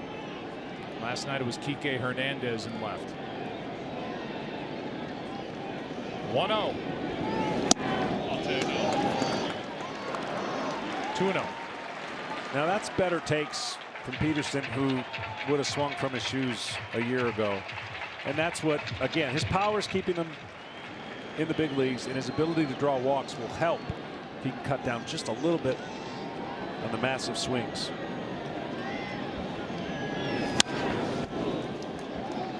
Left-hander Tony Watson is getting loose for the Dodgers in their pen. The day off tomorrow definitely does do things for managers when they want to go to their pens. Rich Hill usually gets in a groove. The later he goes, the better he gets, unlike what traditional analytics will tell you. We didn't get that chance tonight. Maeda worked a scoreless fifth. And now here in the bottom half, 2 out, nobody on for Peterson.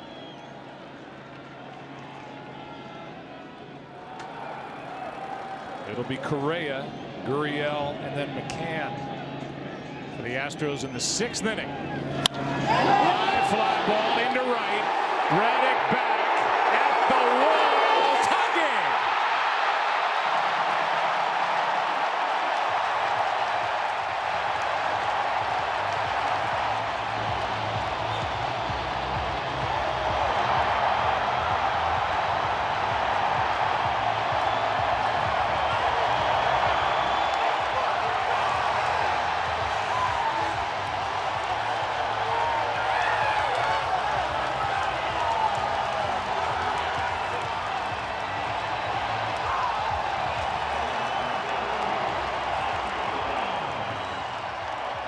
Well, there's the power, and that's what they're hoping, to run into one, and he certainly did.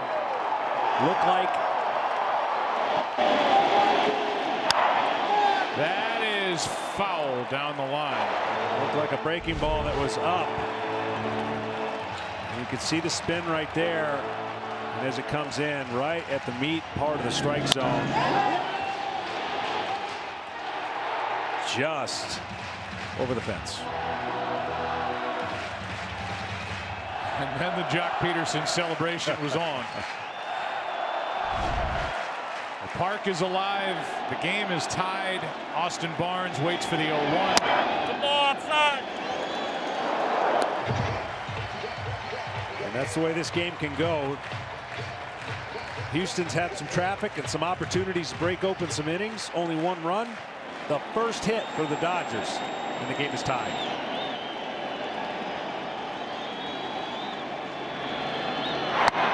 Good breaking ball from Verlander, strike 2.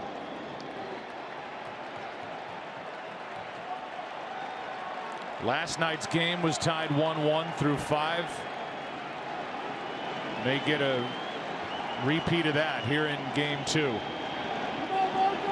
Barnes would like to untie it. Calls time.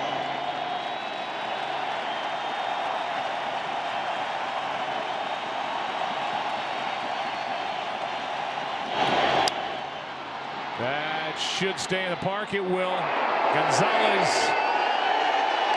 And like game 1, game 2 is tied. The pitcher's duel continues as Jock Peterson rides one out of here. This ballpark is alive. 1-1 after 5.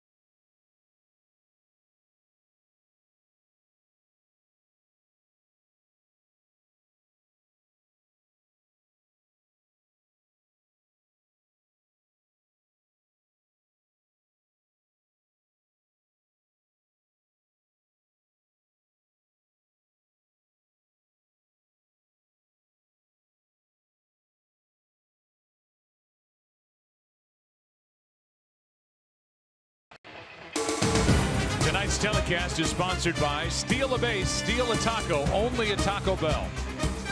And by Justice League, You Can't Save the World Alone, November 17th. See it in Real D, 3D, and IMAX.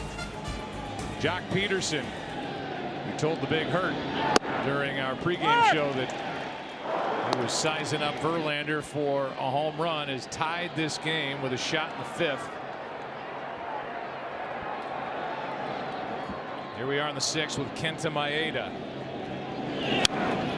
jamming Correa, and the count 0-2. Home teams are 24-8 this postseason. Dodgers haven't lost at home. The Houston Astros are 6-0 at home, but they're averaging over 5 runs a game at home this postseason and 2.3 as they've gone 1-5 on the road in the postseason. That's down 1-2. Well, here's the other thing that's changed in baseball. Everybody has a little grid or a card. Never used to be where you look at that card and go, okay, this guy's up. Where do I play him? There's a code. There's a spot. Oh, okay, it's Correa. I'm going to go over here.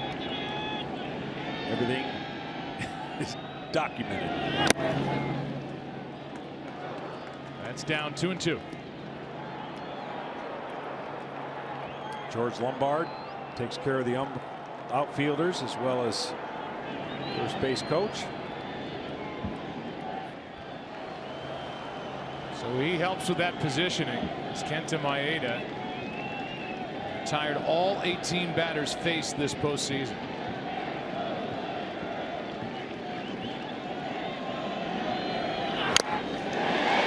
Just getting a piece is Correa to stay up there at 2-2.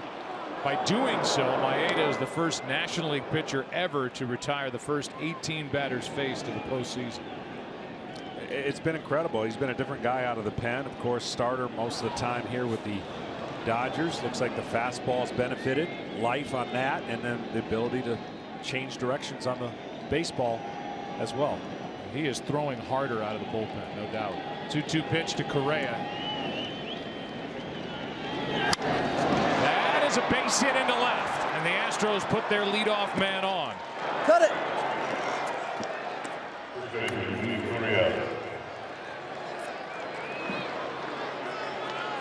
So Correa's aboard for the first time in this World Series. Home runs now mean even more in the World Series, with T-Mobile donating $20,000 for every one hit, benefiting hurricane recovery efforts. And now we need the fans to do their part. Tweet or retweet hashtag HR4HR, and T-Mobile will donate another $2 every single time.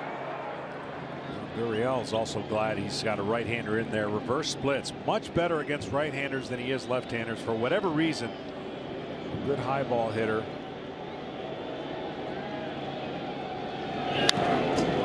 Unloads on that 93-mile-an-hour pitch. Strike one. I think Yuli would like that one back. Wow.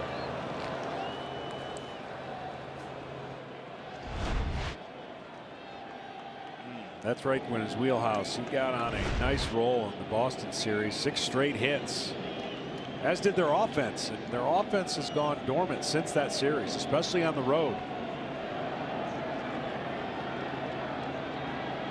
0-1. Good pitch there from Maeda, down and away, strike 2. Yeah, that's where you got to get him off the plate and keep creeping off the plate. If you try to surprise him here with a fastball, you're doing yourself no favors as a pitcher.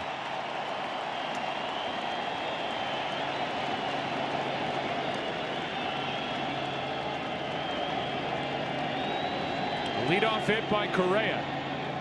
Tie game. Ball 1.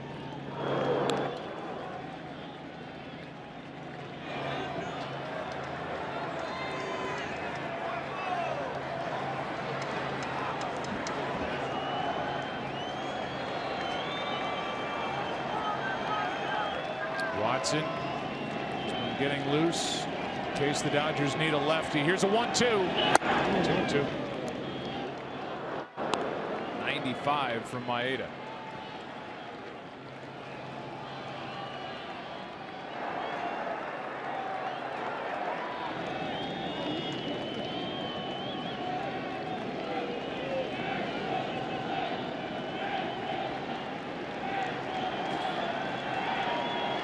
The next from the right-hander is popped up. Right around home plate for Barnes. 1 on 1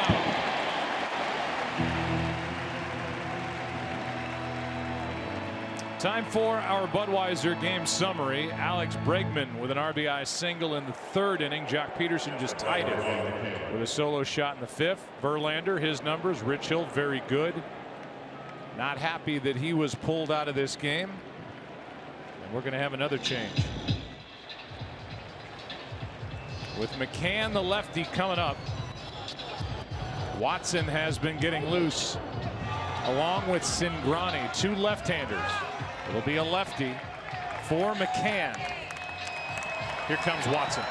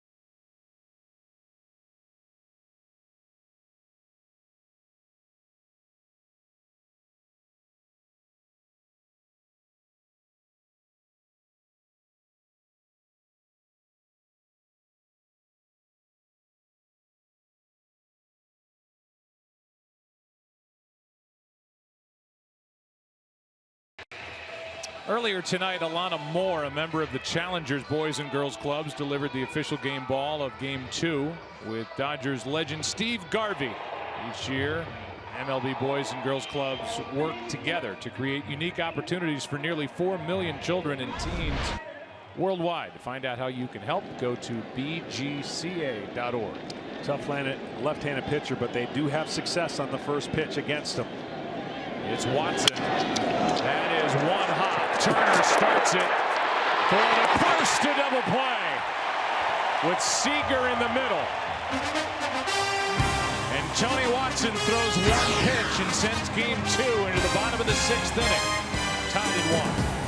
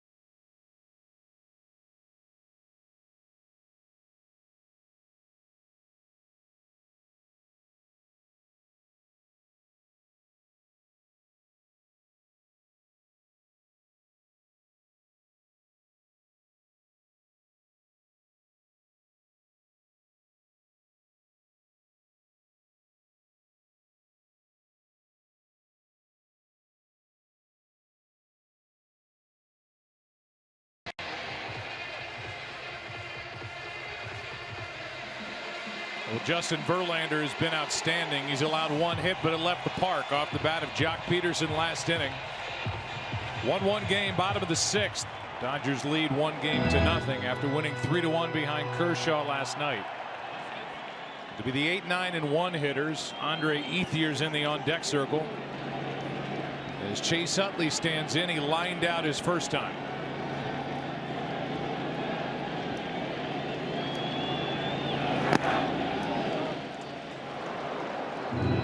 The reason Justin Verlander and guys like Clayton Kershaw can pitch throughout the 8th and 9th inning and not pay attention to the 3rd time through the lineup is because they don't empty the bucket in the 1st inning. They don't show the hitters everything on how they're going to get them out. 1-0. High fly ball into right center. Springer to his left. 1-0. So many guys today are asked to throw as hard as they can, give you everything they've got, and pitch the hitters in the 1st inning and show them every pitch. That is counterproductive.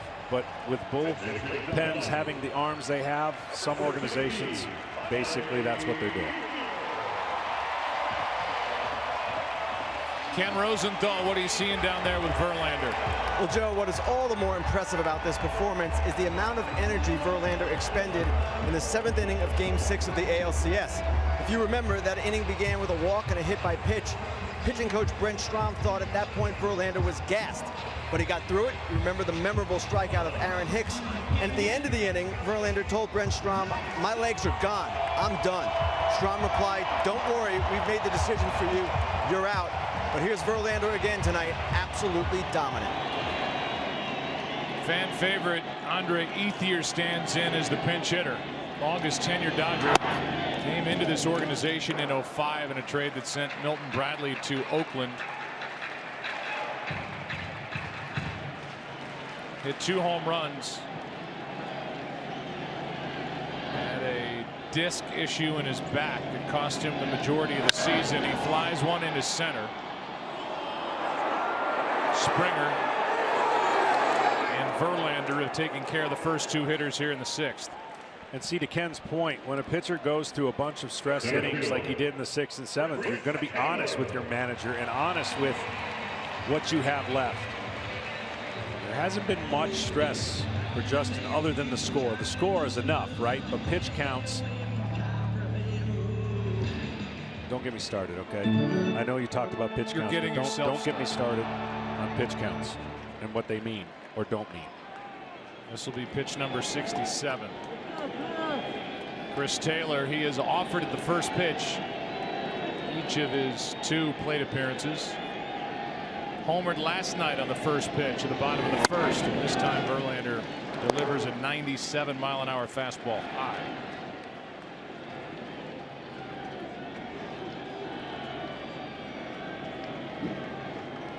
'21 home runs during the regular season for Chris Taylor. He has hit 3 this postseason. Breaking ball pops out of the glove of McCann. This guy has gone through a transformation that speaks for itself, but when you look at it, you may not pick it up. Watch it as we go through the hand movement and the barrel of the bat in the first screen, and then the second screen. He's taking the butt of the bat, the handle, trying to get it through. There's the difference in his ability to launch and hit with power.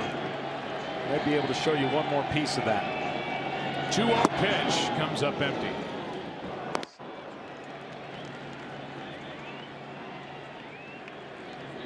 So watch where the bat is on the right. See how it's almost on the shoulder, and then the movement of the bat almost upright, doesn't get the barrel of the bat to the ball. He's able athletically now to generate so much power.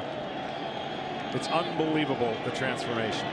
Not a big guy, but as we said during his earlier at bat between 2014 and 16, parts of those 3 seasons, 1 home run. This year 24, including the postseason.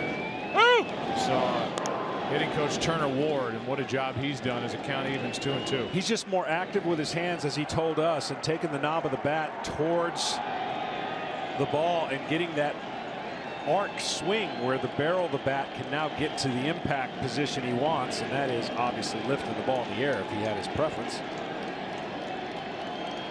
Two fly balls to center to start this 6th inning, and Verlander has a count of 2-2 on Chris Taylor.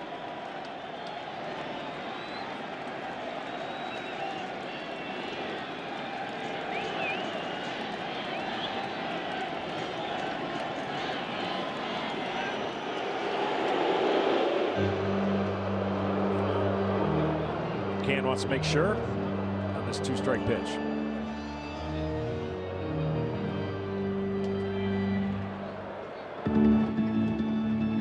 Well, steal a base, steal a taco. First player to steal a base during the World Series wins all of America a free Doritos Locos taco, courtesy of Taco Bell. Last year it was Francisco Lindor of the Indians. 2-2 pitch is outside. So who will it be this year? Keep watching the Fall Classic to find out. Steal a base, steal a taco is back only at Taco Bell. Great pitch and a great take. You're frustrated as a pitcher?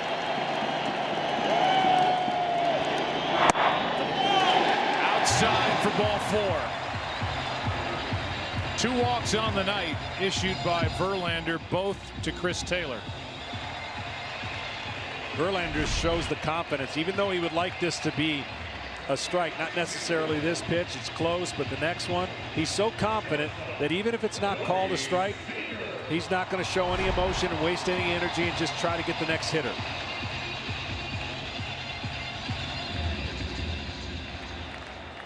.72 pitches. Verlander has thrown only 4 out of the stretch, as he has to work to Seager, who's 0 for 2. 23-year-old shortstop injured his back in Game 3 of the division series, was not on the roster for the NLCS. He's back. Had 2 hits last night, 22 home runs during the regular season, and he really struggled down the stretch. The last month of the year, hit .210 and was bothered by a sore right elbow along the way. It's hard to steal a base when he's up there because he's hacking.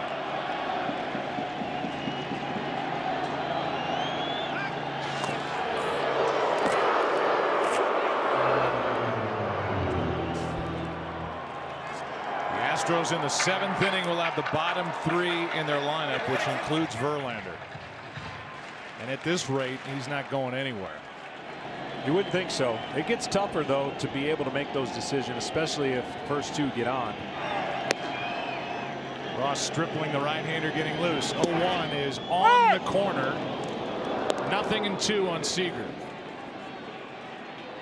That's the side. There's an extra inch or 2. There's always a side, and you got to find it as a pitcher. You see the foul ball to start this at bat.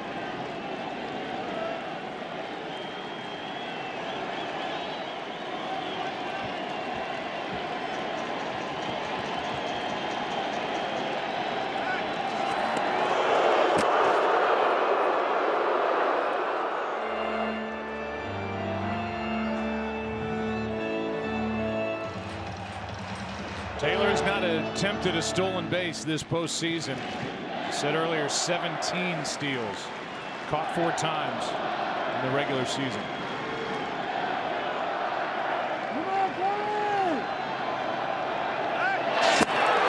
Both pitchers were in a great rhythm yesterday, and even Kershaw talked about it, how there was no rest time, and it was in the 6th inning with a 2-out walk. And then a 2-run homer by Turner that set this place on fire, and then turned it over shortly after that to the pen. Justin wants to avoid that. 0-2. Oh, yeah.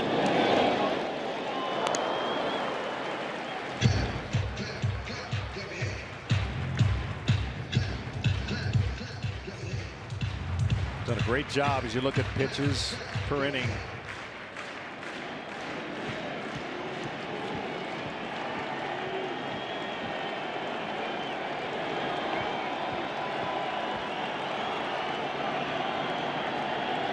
One-two. Fly ball into left. Back at the wall. It is gone. Seager. Dodgers lead 3-1.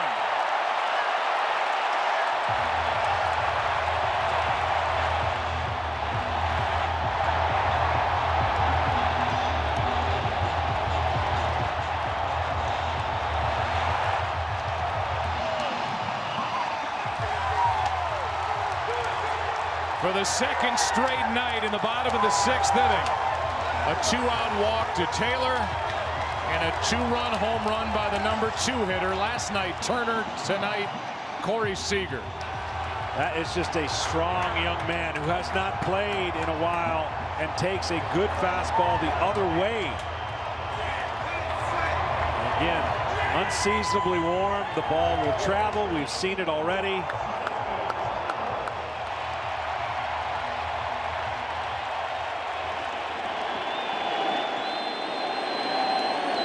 Now Turner, strike 1. So Verlander as a starter now is trailing for the first time this postseason. Would make the relief appearance and got the win in Game 4 of the division series at Fenway. Both these teams have the ability to do that. It's just the Dodgers who have been doing it all postseason, with the Astros doing a little bit more at home and less on the road. 4 total home runs in the 2 games to this point, accounting for all 6 runs for the Dodgers. Popped up. Altuve out. And game number 2 goes into the 7th inning. He's 23. He is a star. He knew it.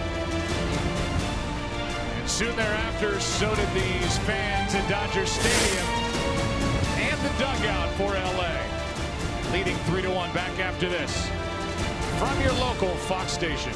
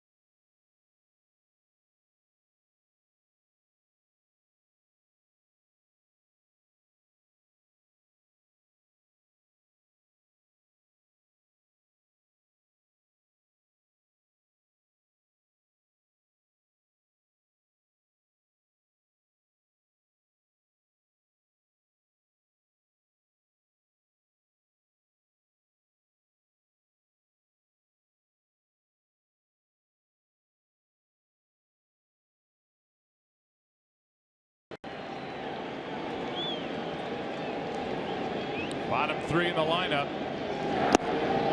Ross Stripling is the 4th pitcher of the game for the Dodgers. He now tries to protect a new 2-run lead. 3-1, 7th inning, game 2. Marwin Gonzalez, lead compliments of Corey Seager. That is upstairs for ball 2, 2-0. Well, from a team that was real good, and speaking of real good, Verlander's been unbelievable, and he's probably shaking his head. How does that ball leave the yard? But 7th inning or later, the Astros were the best team in baseball, batting average wise. They're going to need it here tonight. That's inside for ball 3. Maeda went an inning and a third.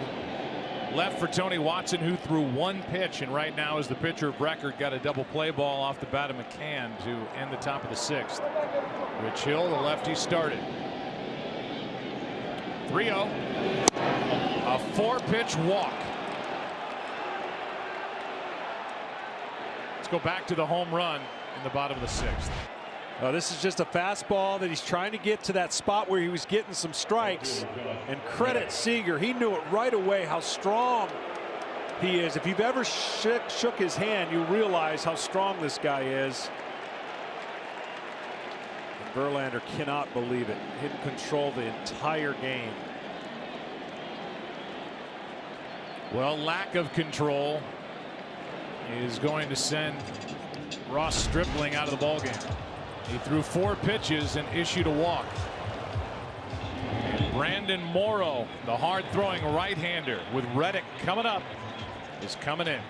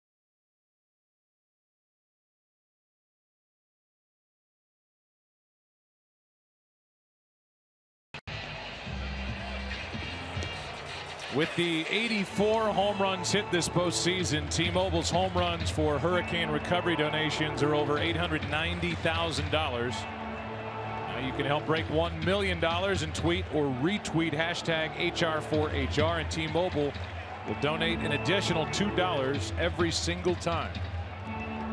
Hit the ball in the air. That's what the Dodgers want to do, Joe, and they've done it, and they've gotten the lead.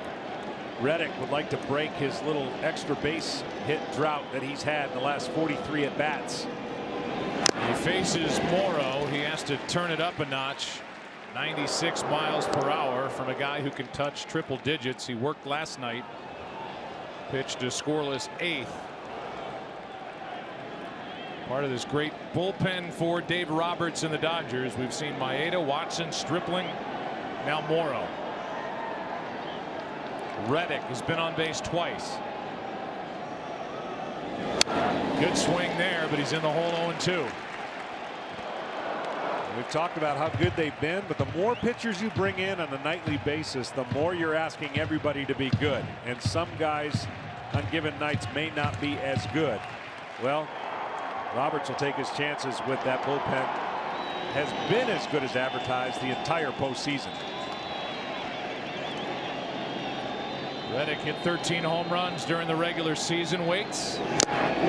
Just got a piece as Barnes couldn't corral it. It stays 0-2.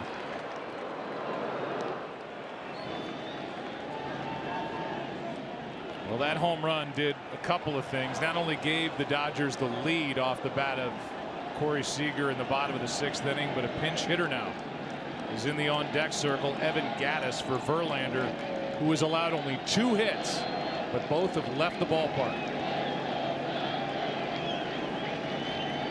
Another 0-2 pitch from Morrow. Left side, Turner, Seager, got them both, double play.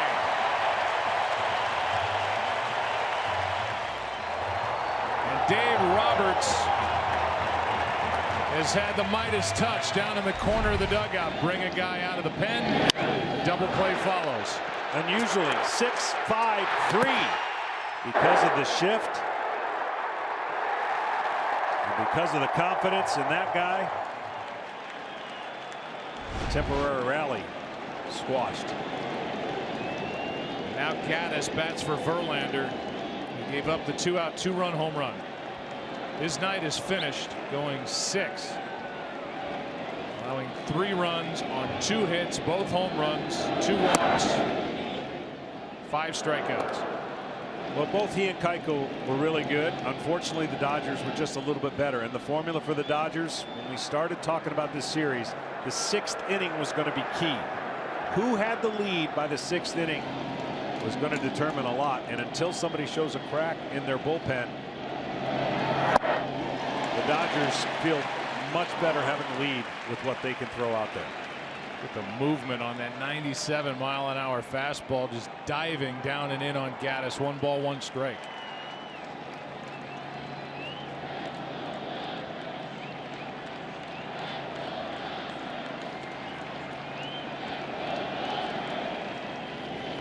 A 1-1 pitch for Morrow. Inside corner, strike 2.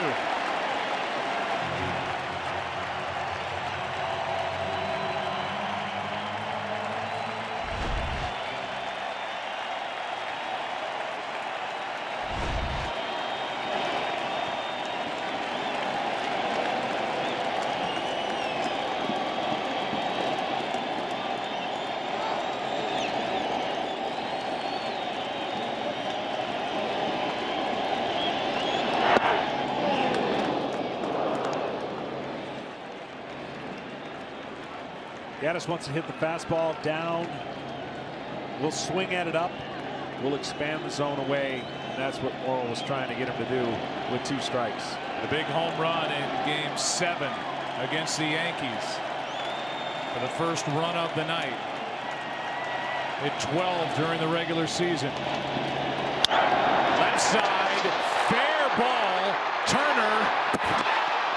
Safe at first is Gattis, and that ball stays in play, and Gattis has to stay at first as Turner did all he could.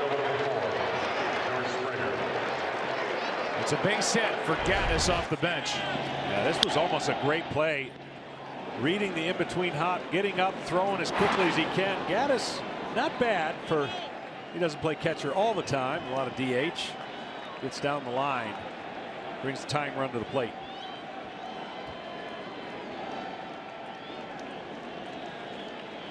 And that tying run, stepping in, is George Springer, who has a walk and a hit tonight.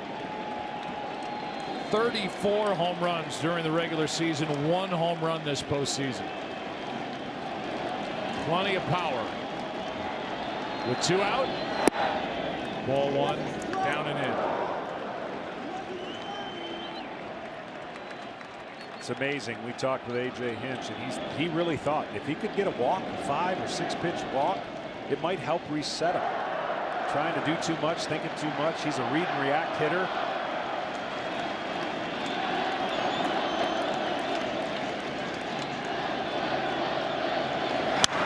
Left side, right to Seager, and it's time to stretch.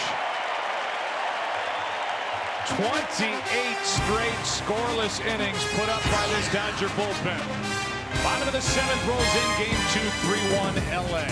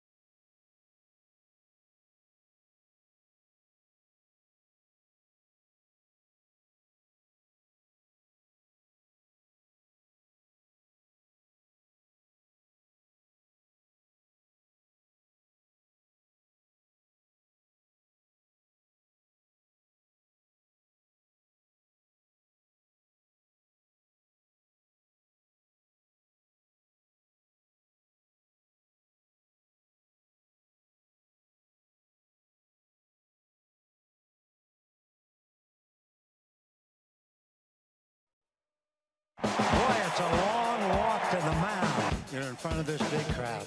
It must be terrifying for you to look out here and see me. There's a lot of pressure. It's time for Dodger baseball!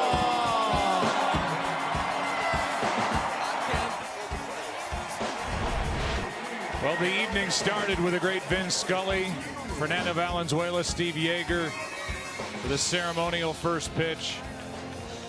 It's a 3-1 game as we move into the bottom of the 7th inning, and the Dodgers will bat. Welcome you inside our broadcast booth, everybody. I'm Joe Buck with the Hall of Famer John Smoltz, and I think you just said it a moment ago. Verlander very good, Dallas Keuchel very good, but the Dodgers so far have been better on the mound, and that formula has gotten them to this point, and it's winning in the World Series. It really has. They've taken advantage of this crowd. They've taken advantage of the moments, and the homers have been really, it's Dodgers 6, Bregman 2. Bregman's the only RBIs for the Astros. They're going to have to find a way to cash in on some of the innings that they had some of the pitchers with stress, and they're going to look like if it doesn't happen in the next 2 innings, they're going to go home down 2 games tonight. It's always a star-studded event when there's a postseason game here at Dodger Stadium. Justin Timberlake and his much better half, Jessica Biel. You saw Dave Winfield. You saw Peyton Manning. There's Kate Upton, the fiance of Justin Verlander. Michael Bisping will be fighting at UFC 217 against George St. Pierre in the middleweight title fight next Saturday, November 4th at Madison Square Garden. Michael's here, and it's one of 3 title fights that night, so that'll be fun. And this game and this series so far has been fun. The Astros looking to somehow break through against the Dodger bullpen, while the Dodgers have 2 hits, 2 home runs, and they've chased the starter. Justin Verlander is the right-hander. Will Harris steps in. Fastball, really cutter. Cutter's his fastball, overhand curveball for his secondary pitch. You see the numbers on the year. And for the Astros, this series, I'm telling you, you just can't get caught up in how the games go, but how the games have gone is why the Dodgers have flexed their muscles throughout this postseason. Good breaking ball from Harris.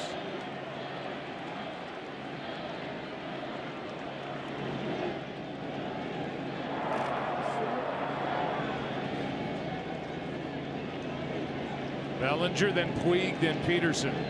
Got the scoring started for the Dodgers with a solo shot back in the 5th. One ball, one strike.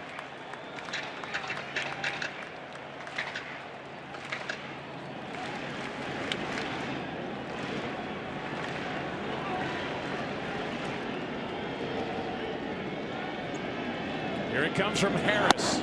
Strike two. If you think you've seen some pretty good secondary stuff, breaking balls in the first two games, wait till game 3. Bugs Bunny type breaking balls out of Darvish and McCullers, and lots of them. That'll be on Friday night from Houston. That skips in there, and Brian McCann just throws himself in front of it. They're the two starters for game 3. And then Alex Wood will pitch for the Dodgers in game 4, taking on Charlie Morton. And it was Morton and that guy on the right, Lance McCullers Jr., that combined for the 9 innings to beat the Yankees in game 7. I still can't believe, I don't think I've seen a game where 24 straight pitches to end the game were curveballs, and that's what McCullers did in the rhythm he had. 2-2 pitch. Oh, it's up.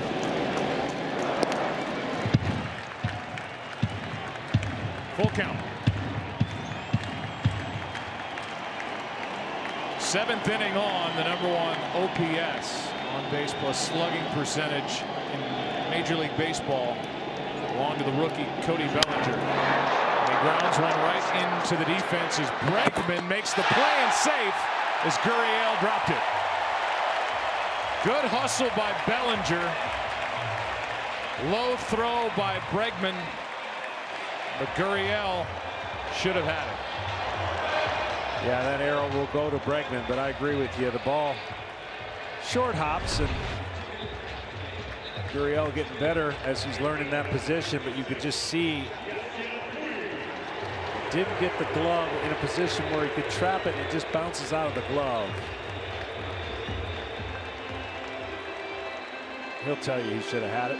Maybe a longer stretch too to get the ball before it gets to the dirt. It does go down as an error on Bregman, his second of the postseason, but that ball should have been played at first cleanly. Now Puig, he'd like to get in on the fun. Strike 1. As Harris will have to pitch around an error to start this 7th. Just a 2-run game. But you can just tell the way that each game has gone, that 2-run lead seems like 5. Because at some point the Astros are going to have to dent the bullpen of the Dodgers. You don't pay attention to Bellinger at first. He'll try and steal one on you. That's by the bat of Puig at 92, strike 2. Bellinger showed the power with 39 home runs and stole 10 bases as a rookie.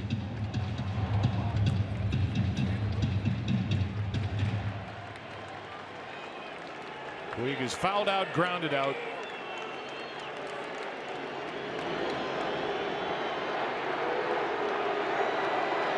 Set up here at 0-2, and we'll check on Bellinger in case he wants to take off. Take your lead late.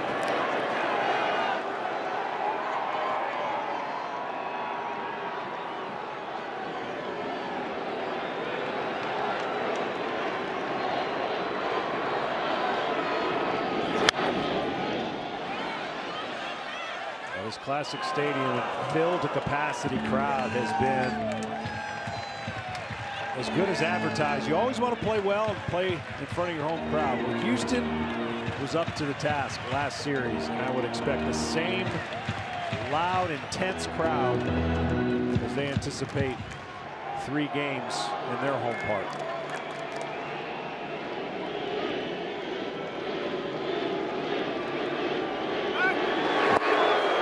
Small lead by Bellinger.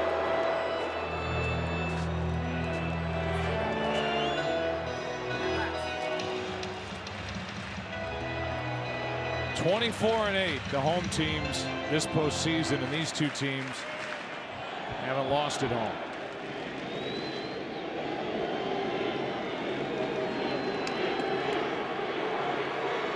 Here comes the 0-2. There goes Bellinger, and a foul back to the screen.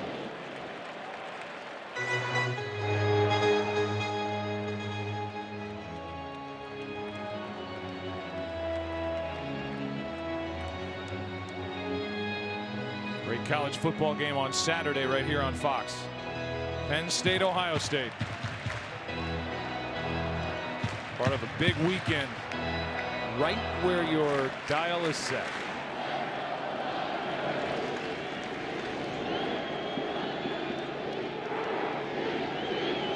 Oh, 2. Blocked by McCann. Great base running by Bellinger. He was ready, and on the wild pitch down to second he goes.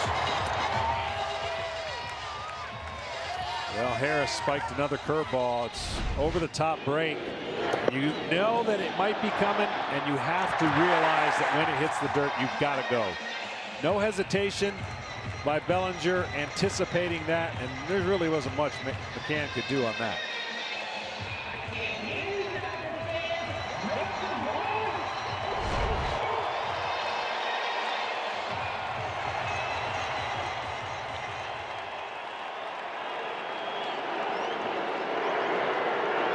Puig looking for the RBI. 1-2. That's foul. Talked about that first month in the big leagues for Yasiel Puig in 2013. That month of June, 44 hits and a slugging percentage of .713.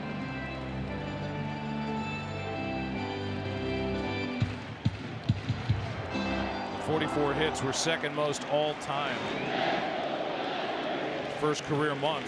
The guy he trailed, Joe DiMaggio, was 48 in 1936. Yeah, and then the league started making adjustments. They pitched him away. He crushed everything away, and then they started coming in. And then some bigger swings. And a little less comfortable Puig has gone through some adjustments since then.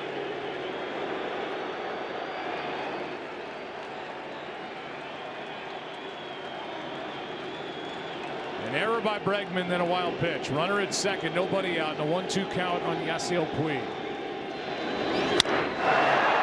Good base running by Bellinger. Goes to third, 1 out.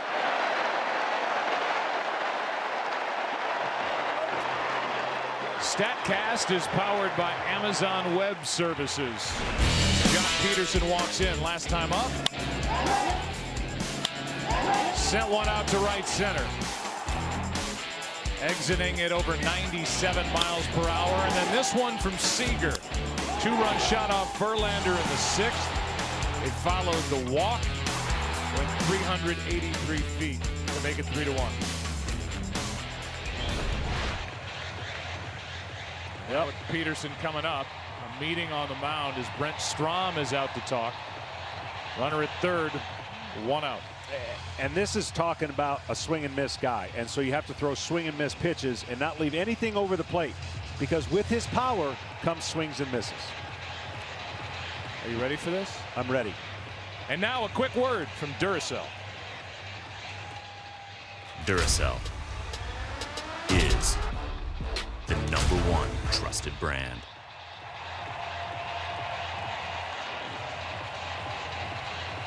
Runner at third, infield in, and Harris will try and figure out Jock Peterson. I feel recharged after seeing that. 93 degrees at the start of the night, 10 degrees cooler than game 1. Still hot, muggy here at Dodger Stadium. It's the way to do it. 2 game-tying home runs for Jock Peterson as he makes his second start of this postseason here tonight. Truck's giving me trouble because I said the big weekend on Fox, right where your dial is set. I guess dial, I mean, only 48. Dials don't really exist anymore on televisions, right? Yeah, but everybody knew. Okay. No, I don't know. Kids didn't. Infield is in for the play at the plate.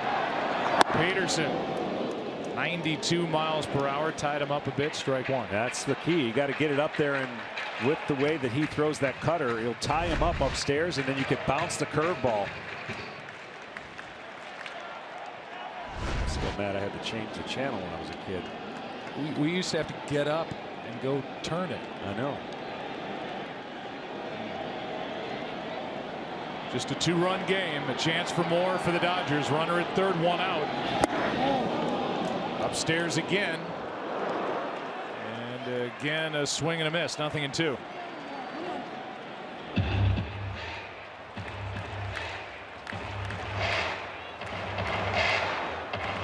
been no approach right there to obviously make contact. He's trying to hit the ball in the air, but when you throw a ball higher and high, it's harder to do. And the spin of that cutter. Can he do it 3 times in a row, or will he decide to bounce the curveball? The runner at third. See if McCann can handle it. That's up and away. Ken Rosenthal, it's a family affair in that Dodger clubhouse for the Petersons. Yes, Joe, a spirited presence around the Dodgers the last couple of days. Jock's older brother, Champ. Champ was born with Down syndrome, but he's been a frequent guy around the Dodgers last couple of years. Home run derbies, clinching celebrations, even throughout the first pitch on Jock's bobblehead night in May. Got to welcome everybody to the park on the PA system here last night. Nice moment.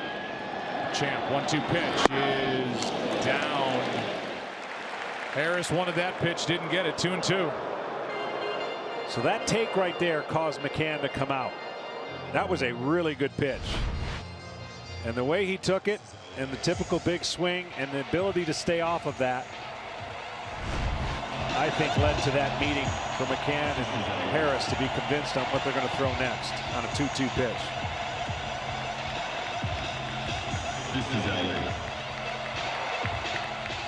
May give no sign here. Let's see if McCann decides to give 0 sign and just tells them what the pitch already was. Yep. Here it is on 2-2. Got him. A big strikeout for Will Harris. 2 out. Great job by McCann. If you think anything's happening at all, that's the best way to go out. Even with the infield in, you never want your infielders to not know what's coming if there's a runner on first. But they decided, let's go back to the high cutter. He reset his eyes with that curveball down. And the good and the bad. The homer and the swing and miss with a runner on third, less than 2 outs.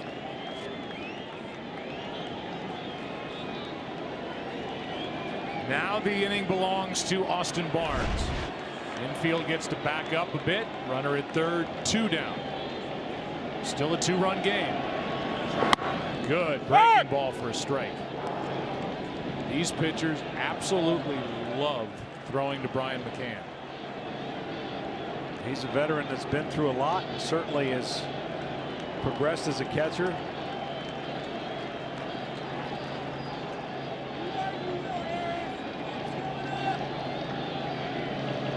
The 0-1. Harris could turn in some kind of job here tonight, getting around that error to start this inning and the wild pitch. He is 1 strike away from accomplishing that. In the 8th, the Astros will have their big bats. Bregman, Altuve, and Correa.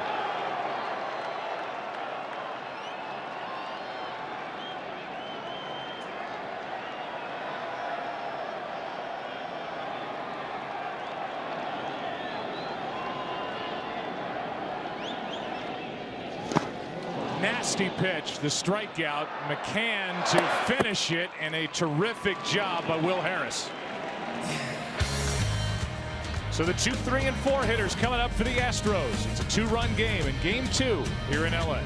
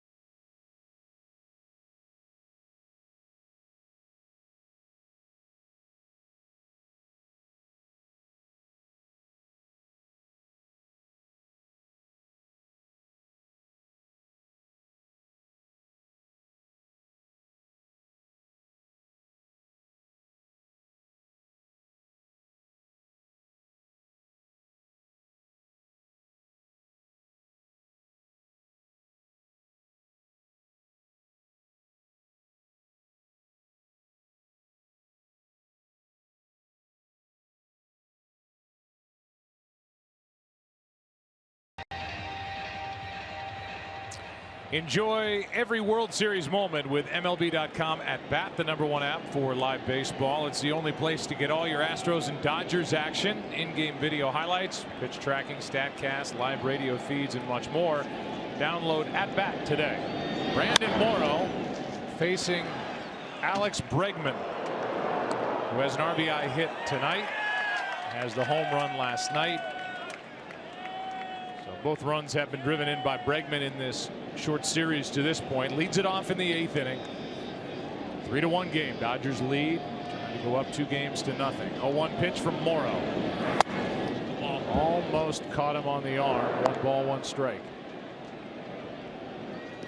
Kenley Jansen is up for the Dodgers in their bullpen in case something starts here in the 8th.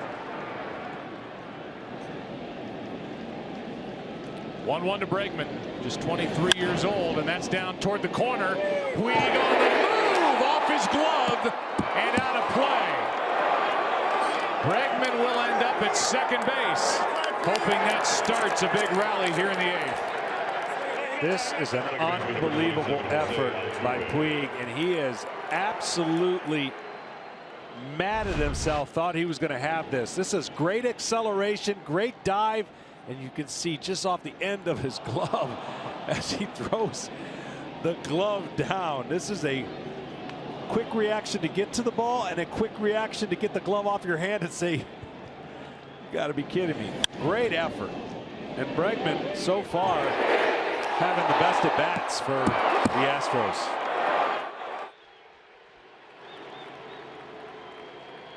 And Dave Roberts is going to go to his bullpen.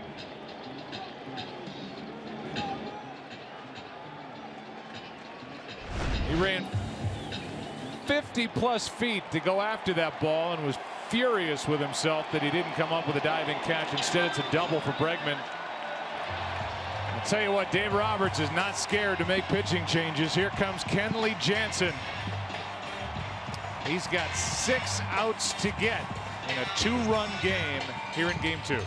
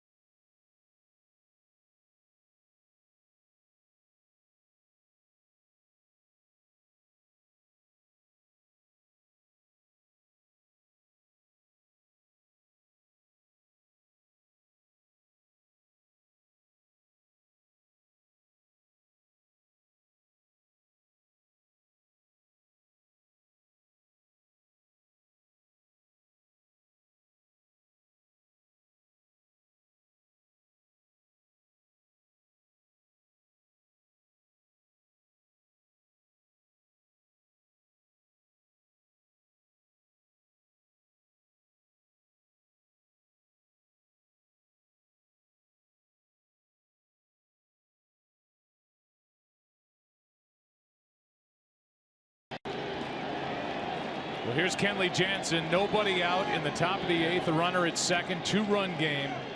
There's his postseason. He's retired hitter after hitter and racked up save after save as Altuve fouls one into the upper deck.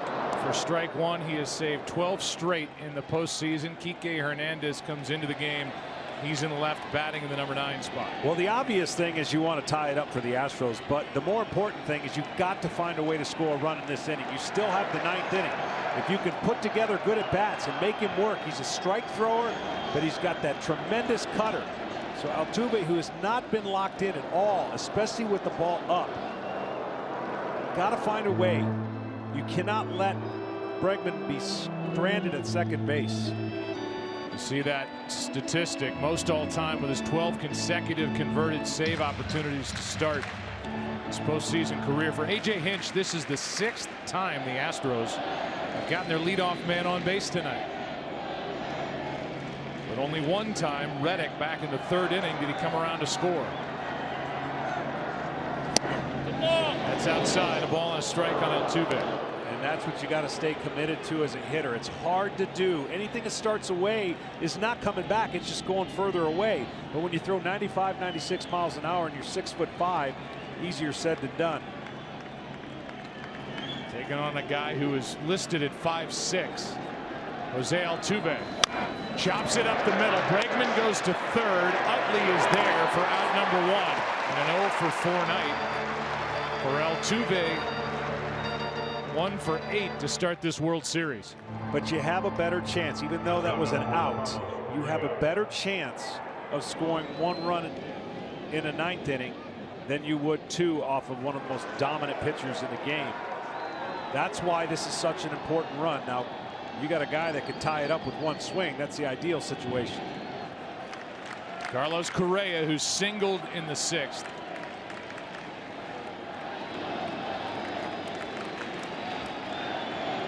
Three home runs this postseason for Correa.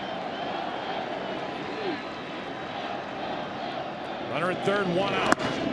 Blocked by Barnes. Ball 1. One of those rare sliders. He primarily likes to throw a lot of cutters. He's got an over-the-top slider that you saw break down right there.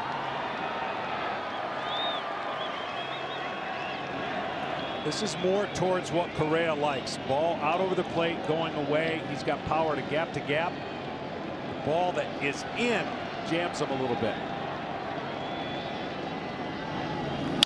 That's up the middle. A run scores on a base hit by Correa, who looks to his dugout as he celebrates going down the line. It's a 1-run game. And the reason that's a difference is if Kenley Jansen were to just come into the 9th in a 1-run game and pitch to get 3 outs, obviously he's much tougher.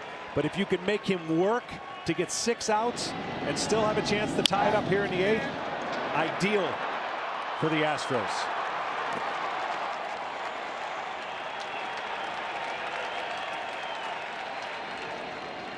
Now the tying run at first with only 1 out. The batter is Yuli Gurriel.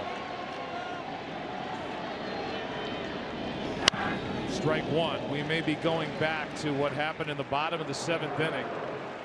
With Will Harris getting around that error in the wild pitch. Runner at 2nd, nobody out. The Dodgers failed to score thanks to back-to-back strikeouts for outs number 2 and 3.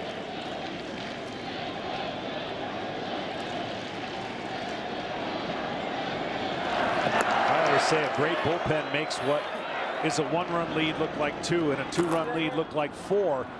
And so now you're within shouting distance.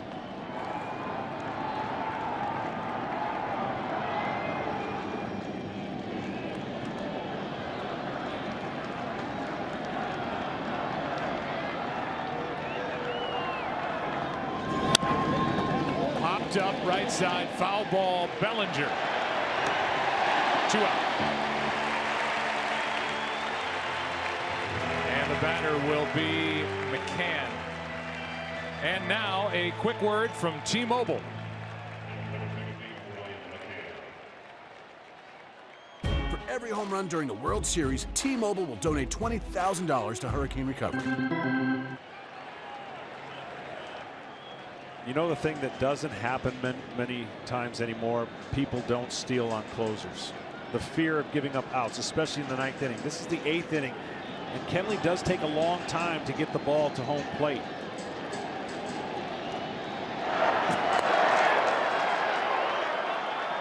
Correa is the runner at first. Has not attempted a steal in the postseason.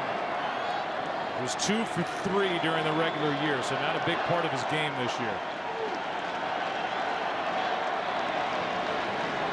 Tying run, McCann. Ball one inside.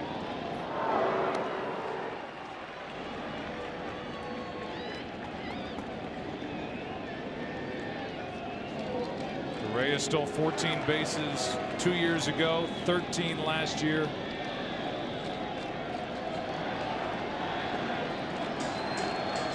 Not a huge lead. Strike one on McCann.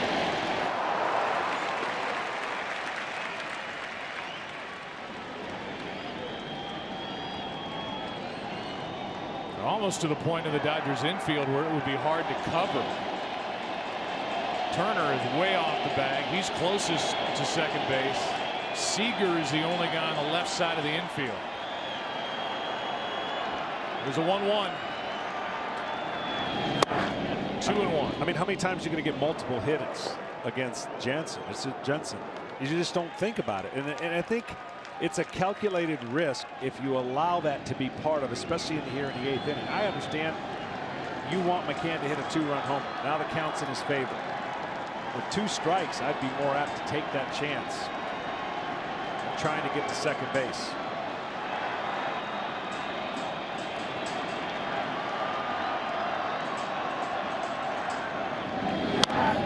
Two and two.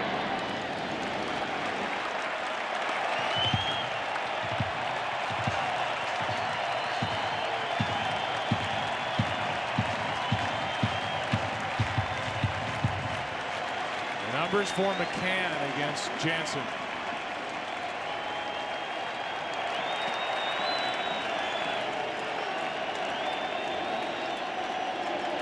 McCann 9 years in Atlanta, 3 years with the Yankees. First year with Houston, waits for a 2-2.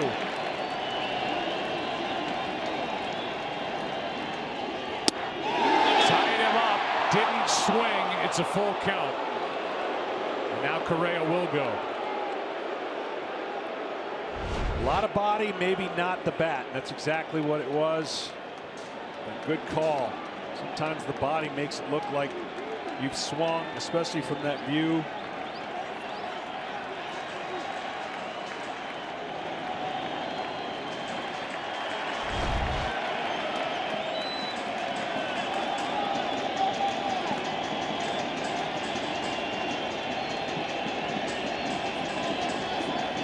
Runner goes, 3-2 pitch.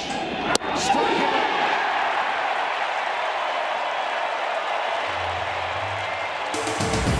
But the Astros a run closer. RBI for Correa. Here's the strikeout that ended the top of the 8th. Dodgers lead 3-2.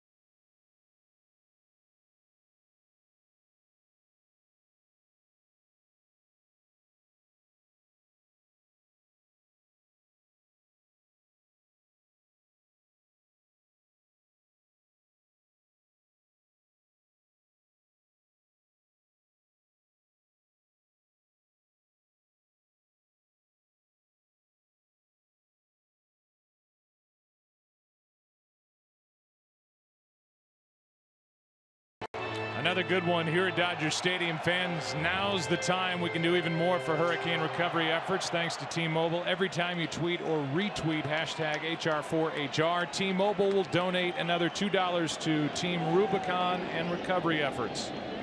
Correa with the RBI. It's a 3-2 game, and Chase Utley takes a strike from the new right-hander, Joe Musgrove. See the numbers on a year. Fastball, changeup, slider, curve, occasional cutter. Big right-hander. Utley is 0 for 2 on the night. That's in the air to left. Gonzalez back. Nice running catch to start the bottom of the 8th. A couple of things are in play here. Justin Verlander, the Astros will try to rally in the 9th inning to get him off the hook. He's gotten them off the hook plenty of times this postseason. But he could lose while allowing only 2 hits, the last starter to lose a World Series game. Allowing 2 hits or fewer was Whitey Ford to the Yankees in '63 to final Game 4 at Dodger Stadium. A sweep that year for the Dodgers. He also allowed 2 hits. Frank Howard had both of them. A single and a home run. That would be in the category of a tough luck loser. But the 2 hits left the park. One by Peterson, one by Seager. It's now a 3-2 game as Kike Hernandez has his first at bat to the ball. Not every homer's on a bad pitch. Justin Turner hit a real good pitch in his 3rd at bat for a 2-run homer. And Seager did the same on pitches away he wasn't able to get to. He got to that one. That's where we stand. Dodgers in that '63 game against Ford, the last time the team won a World Series game with 2 hits or fewer. And that's because of their pitching. From Hill to Maeda to Watson to Stripling to Morrow. Now Jansen, who is asked for a 6-out save tonight. Day off is part of that reason too. He's not afraid to go to 6 outs, knowing he's going to give his closer, if he gets those 6 outs, a day off tomorrow. 2-1 pitch. Hernandez fouls it back here.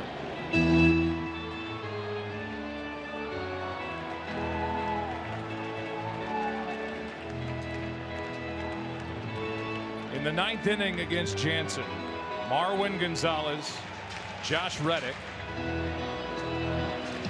then the pitcher spot.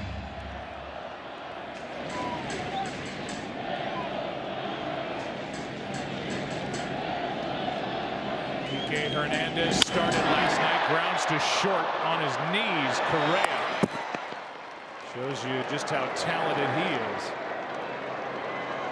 2 out, nobody on. Back to the top of the order, and Chris Taylor. And now a quick word from T-Mobile. Tweet hashtag HR for HR, and T-Mobile will donate $2 to hurricane recovery. Another good game here at Dodger Stadium. The pitching has been awesome the first 2 games on both sides. Yeah, I think every game has the same makeup. It's who executes when, and right now the Dodgers have executed in the 6th inning twice with 2 runs. The Astros are close and getting closer to getting their offense going, but the Dodgers keeping them at bay. Good fastball at 94 from Musgrove over the outside corner for a strike to Chris Taylor. He's 0 for 1 with 2 walks.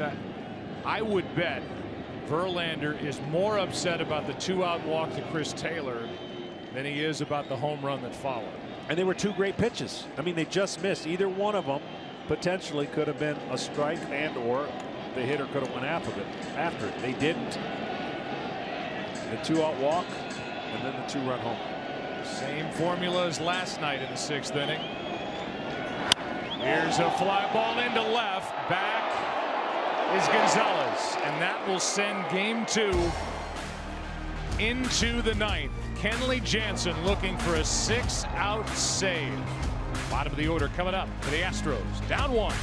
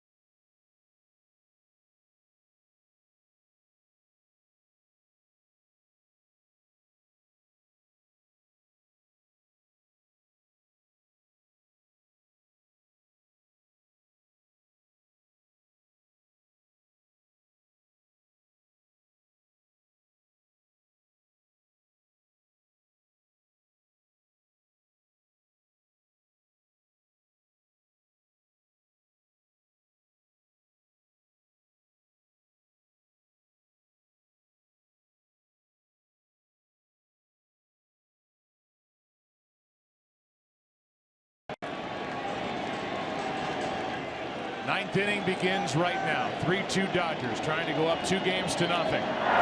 Marwin Gonzalez takes a strike from Kenley Jansen, who has a new second baseman, Logan Forsythe, behind him as Utley is finished for the rest of the night. Marwin Gonzalez, 2 strikeouts and a walk.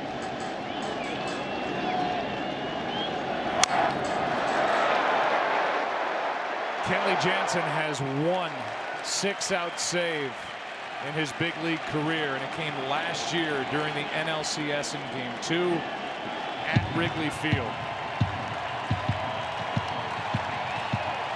Well, the Astros would love to get a big swing and tie it up, but I think if they can get on base and create a little more havoc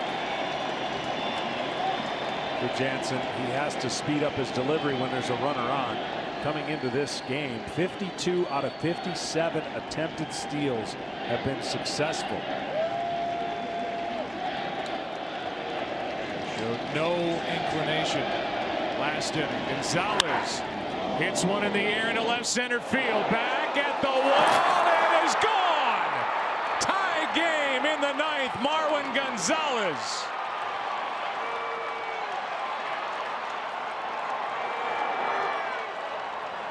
And it's 3-3 as Gonzalez has his first home run of this postseason. And it couldn't come at a bigger time. You cannot pull a cutter, it seems like, but if you allow the cutter and the spin to go to that natural swing and the other way, it might even been Gonzalez was late, but his power and the speed of the pitch is what got it in the gap. And I said it, the Astros have to dent the bullpen. It has been that difficult for big league hitters to score off the Dodgers. They got 1 in the 8th. They have 1 in the 9th. Josh Reddick takes a strike.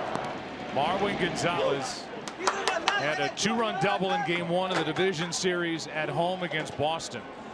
He had gone 45 straight plate appearances without an RBI, and he goes opposite field on Jansen to tie it.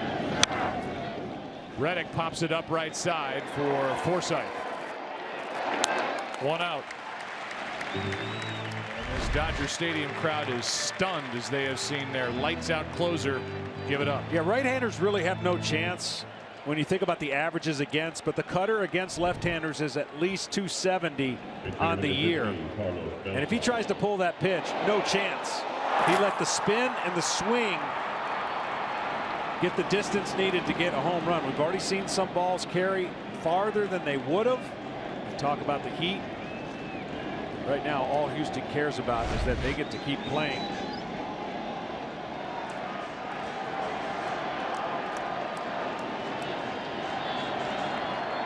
Well, they're good in the 9th. 75 9th inning runs, including the postseason, and the 75th ties this game 2. Meanwhile, Carlos Beltran comes off the bench to bat for Joe Musgrove. You know, this doesn't mean the Dodgers are going to lose the game. Obviously a tie game, but it sets up better now for the Astros with all that the Dodgers have had to use. Beltran hits one into center. Taylor back a few. 2 out.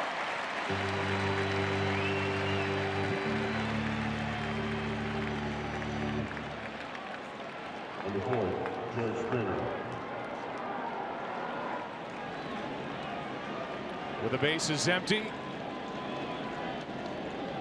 here comes Springer. On base twice tonight with a walk and a hit. Typically have scoring up and down this lineup for the Astros. That starts with Springer at the top. Jay Hinch's team is tight. Big swing by Springer, strike 1. It still amazes me that you get to this time of the season and it's a condensed playoff and you're asking guys to do more than they've done during the regular season. It seems easier to do it in condensed forms, but 6 outs is 6 outs. Jansen's trying to get that 6th out now. But a blown save here in Game 2, his first in the postseason.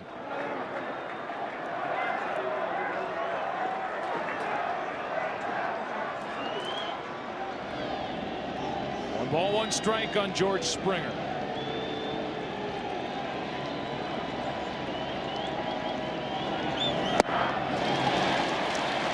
job for a closer, at least initially, is when you blow a save, keep the game going. And obviously, this is one of the best in the game. That's not going to bother him. Keep the game going. Give your team a chance to win it in the bottom half. And the Dodgers will have the big bats of Seager, Turner, and Bellinger. 1-2. The Dodgers blew 2 leads in the 9th inning or later this season, but they won both games. The time Kenley Jansen did it, he allowed a 3-run home run to Matt Adams on July 23rd, but the Dodgers won the ball game. A 3-1 lead is now a 3-3 game.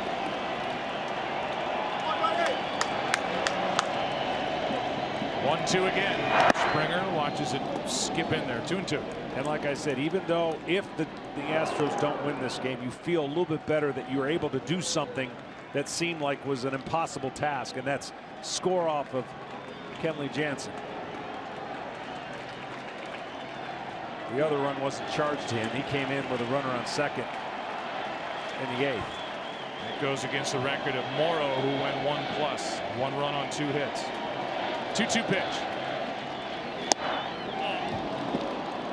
Ken Giles, the closer for Houston, getting ready to pitch the bottom of this 9th inning. Seager, Turner, Bellinger. 3 home run threats coming up.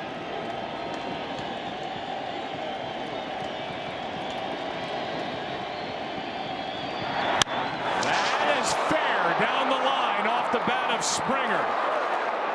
Left fielder Hernandez slides, lost his footing, and it's a double. There's the go-ahead run at second with 2 out. Number 2, Alex Springer. 3rd time Springer's been on base tonight.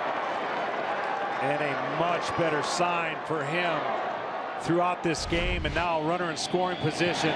This would have been close, but the outfielder gets to the ball and slips and makes it a much easier task. Kiki gets over there as fast as he can. And right now, Bregman, you wouldn't want any other guy up in the Astros lineup as good as he's been these first 2 games.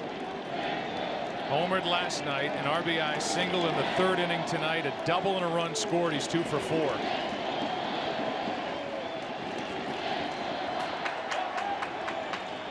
Alex Bregman, the 23-year-old, 2nd overall pick in 2015 from LSU. Brimming with confidence, waits, takes, strike 1.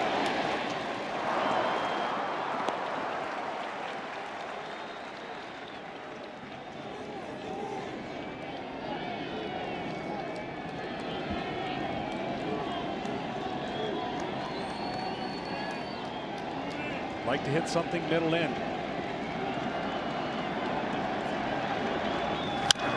Left side, Seager.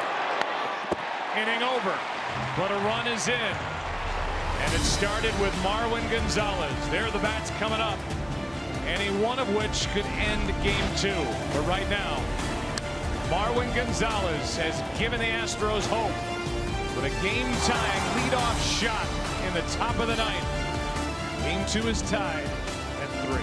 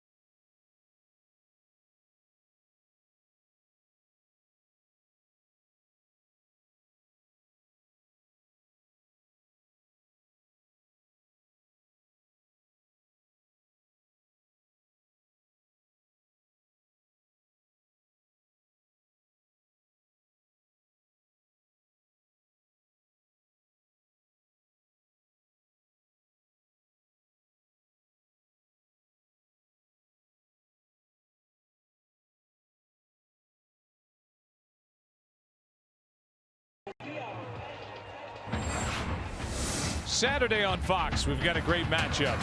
The game of the year in the Big Ten, number 6 Ohio State hosts number 2 and undefeated Penn State at the Horseshoe.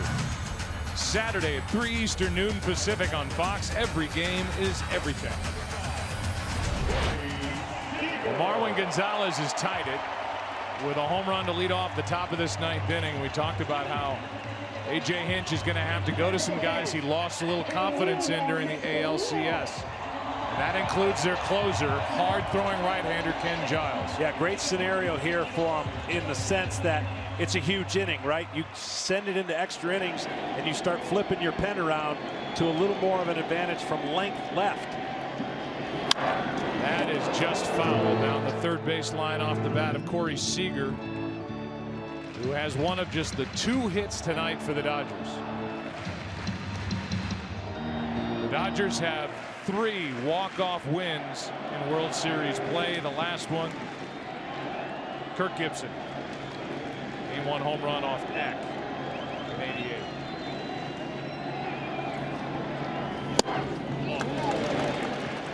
.99 to 100-mile-an-hour fastball, but the wipeout slider down is what Giles loves to go to. Heart of the order.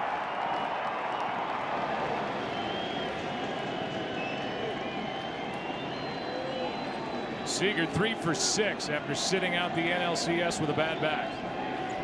A 1-1. Giles gets the outside corner, strike 2. That was the previous at bat against Verlander where he got the outside part, tried to go back out there, and Seager took advantage of it, went with it that way.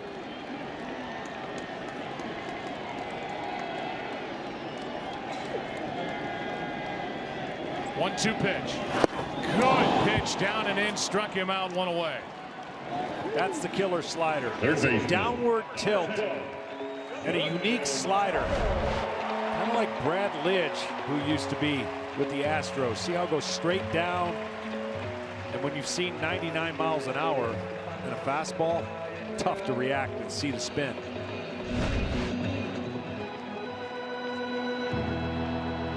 Well, now Justin Turner hit a walk-off home run in Game 2 of the NLCS here against the Cubs.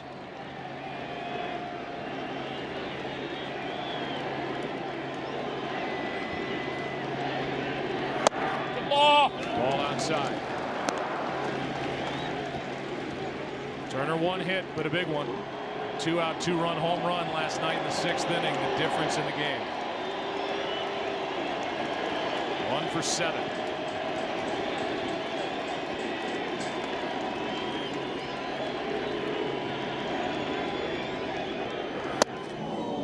Good pitch for strike 1. Turner, with that leg kick and with the ability to see pitches per plate appearance, meaning he makes the pitchers work. He's looking for one area, middle in, lift.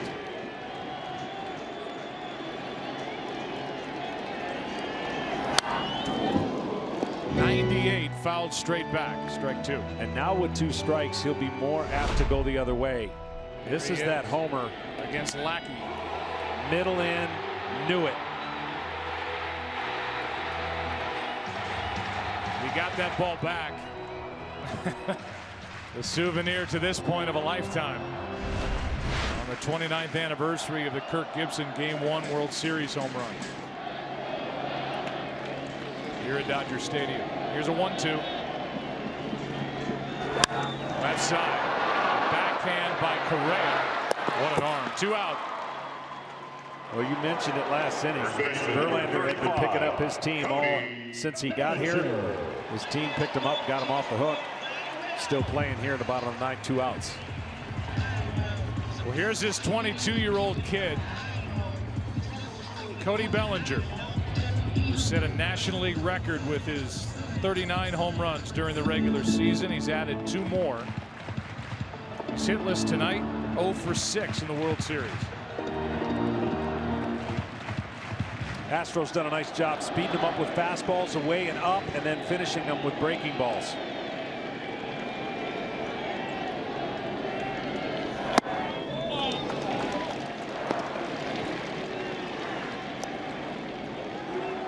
Josh Fields, the right-hander, getting loose. If this goes to the 10th, the Dodgers will have to go deeper into their pen.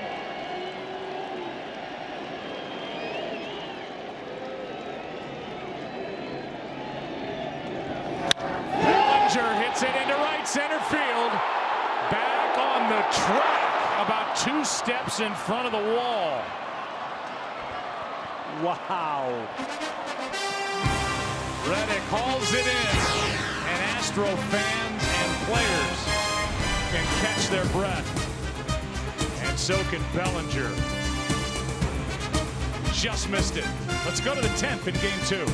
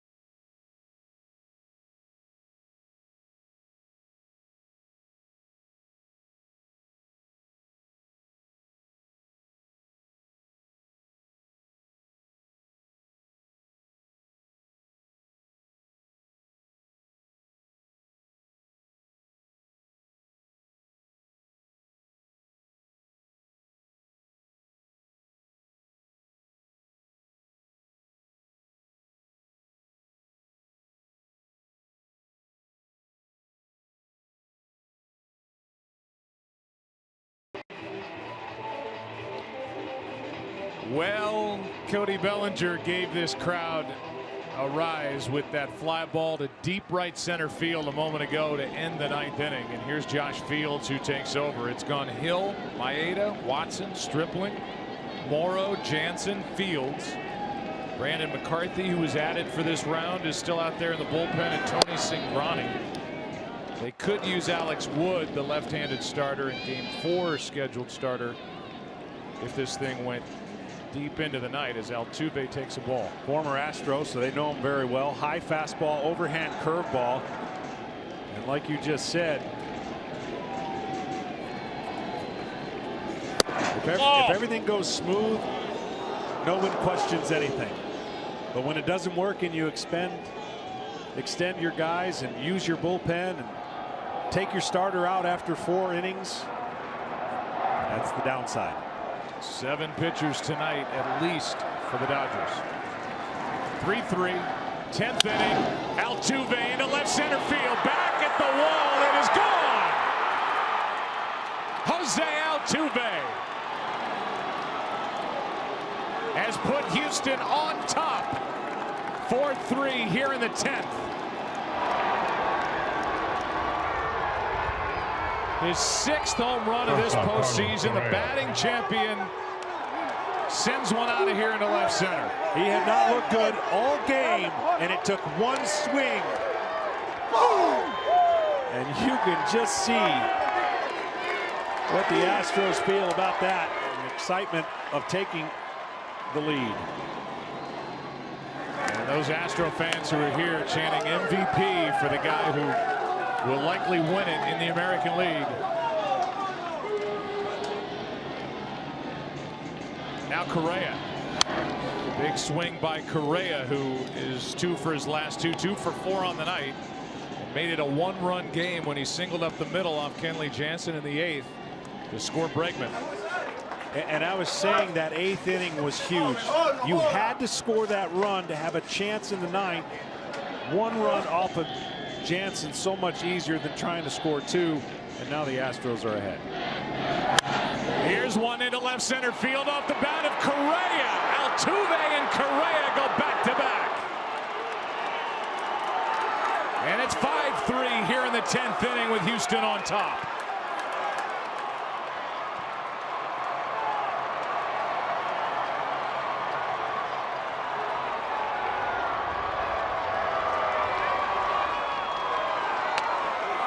Altuve his 6th, Correa his 4th of this postseason.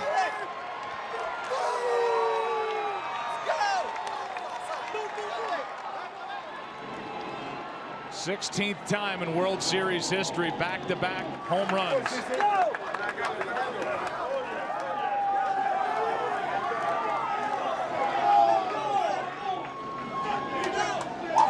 now time's called as I think there's an issue down in the Astros bullpen as some members of law enforcement and stadium security go down into the pen.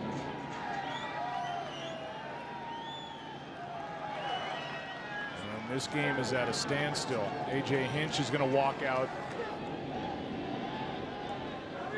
They're escorting somebody out of here, I believe, John. Yeah, somebody got into the pen. I don't know how that happened. Jumped in the bullpen.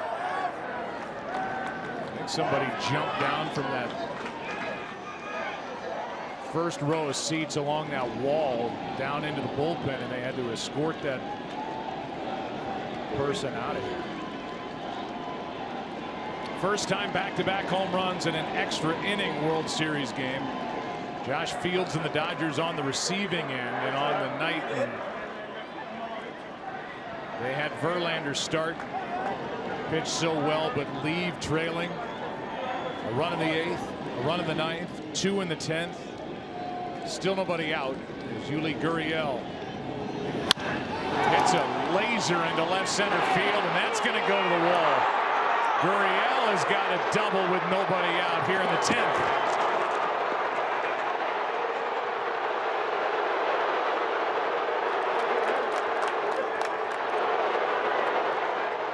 And that is likely it for Fields, who has given up homer double.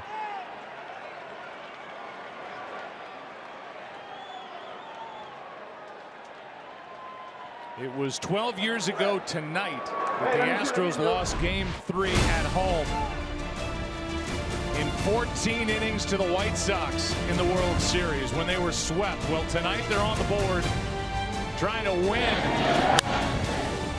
their first World Series game in franchise history. Altuve, Correa, back-to-back. Their Keystone combination coming through in the 10th. Pitching change for the Dodgers. Houston up 2.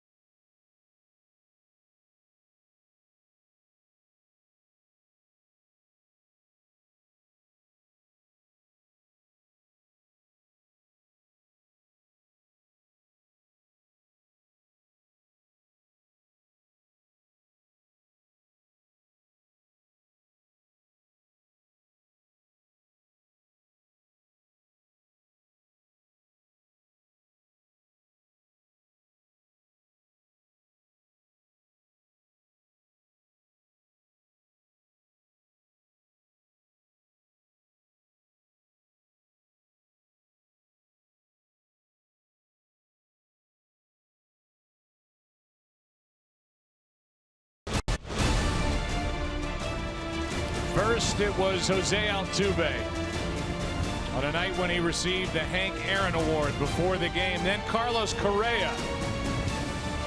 He sticks his tongue out like Yasiel Puig. Altuve celebrates Correa. The two middle infielders have gone deep to make it a 5-3 game. Double by Gurriel chased Fields. Tony Cingrani takes over. Changes all over the place for the Dodgers. We'll give them to you in a second. The main piece of information is Cody Bellinger is out of the game. As McCann skies one into shallow center. Out number one. Into play. Catcher is Yasmani Grandal. Austin Barnes, to show his versatility, goes from behind the plate out to second base. That moves Logan Forsythe from second base to first base. And here is Marwin Gonzalez being intentionally passed for the left-handed hitting Josh Reddick. This time of year, you got to obviously be very good. These two teams are extremely good, but you have to be mentally tough and just kind of limit the noise, because we've seen some series turn on a dime, and the Astros were part of one with the Yankees. 1-2, lost 3, 1-2. They were 1 inning away, a couple outs away from being down 2, and how quickly it flips. The amount of pitchers Roberts had to go to. Advantage Houston, and they're trying to take that advantage back to them in Houston, 1-1. They would take over home field advantage with 3 to come in Houston over the weekend. Here's Reddick. Strike one. We've not only seen the hits, but we've seen better at bats here by the Astros late in the ball game, and this lights out bullpen for the Dodgers is finally touched up. Came in having allowed no runs over their last 25 innings pitched. Scoreless in the 5th, scoreless in the 6th, scoreless in the 7th, so 28 straight innings pitched. And because it's National League rules here at home, you don't have the luxury of leaving your pitcher in as long as you want, and certainly have to double switch and pinch hit. Roberts has got all the information, and he probably had it played out, maybe trying to steal an out or 2 to give Jansen 4 outs. 5 at the most. 6 was what he needed tonight.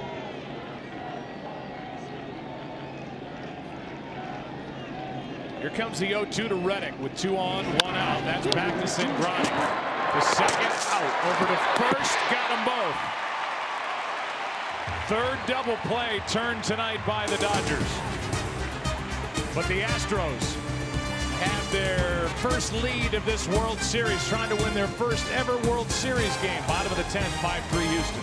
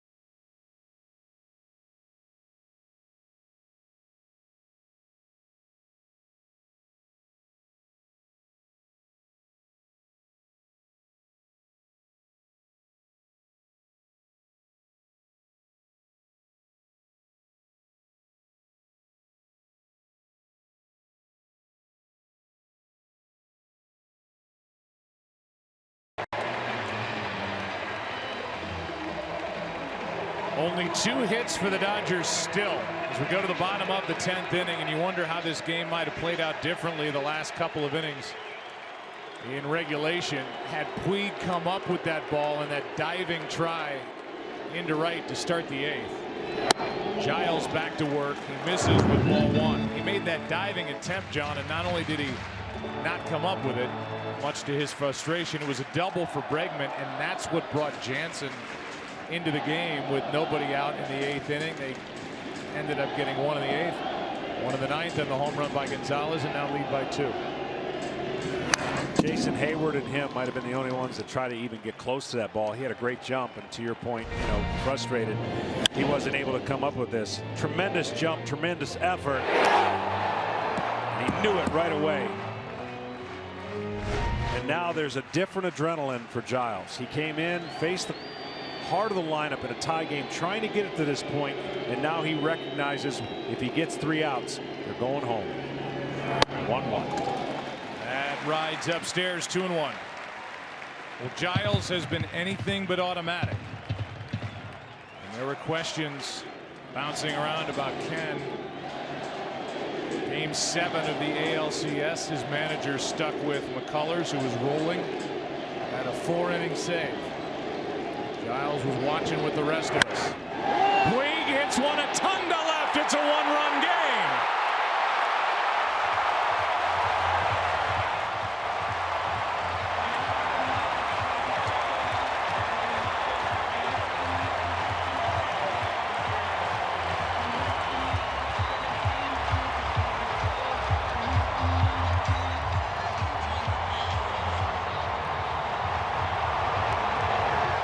His second of the postseason, and it's 5-4. This time hitters count, and he didn't miss it. Matter of fact, when he hit it, he gently set the bat down. 2-1 fastball. Instead of getting the tying run on base, they brought the tying run to the plate now with this homer.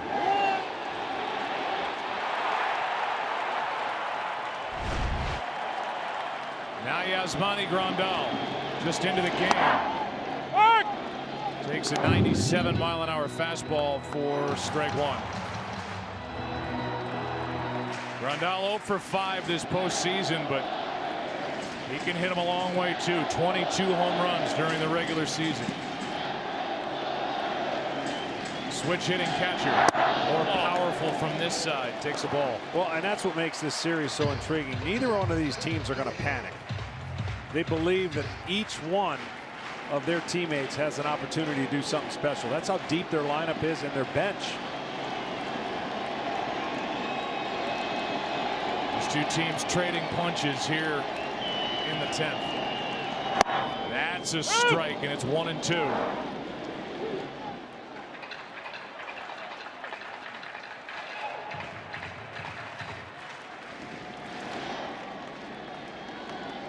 On deck, Austin Barnes.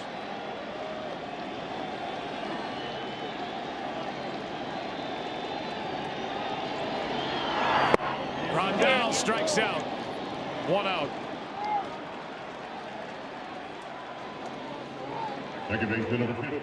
Second strikeout for Giles, and the Astros 2 outs away from splitting the first 2 games of this World Series here in LA.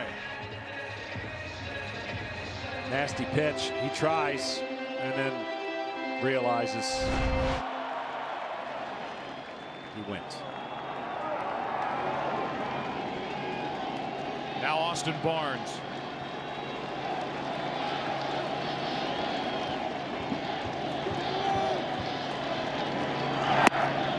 Ball 1. 1 homer this postseason for Barnes. Good job by Tony Cingrani to keep this a 2-run game, entering with a runner at second and nobody out in the top of this 10th. Good job by Will Harris earlier for the Astros, getting around an error and a wild pitch. At the time, keeping it a 2-run game.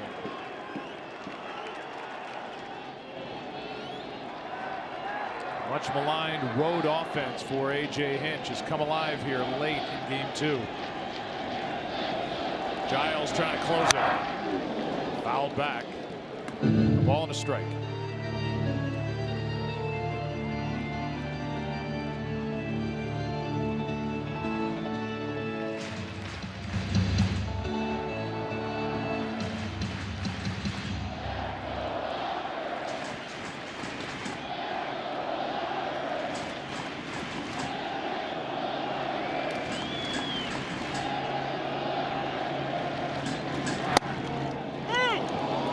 Good breaking ball from Giles, strike 2. You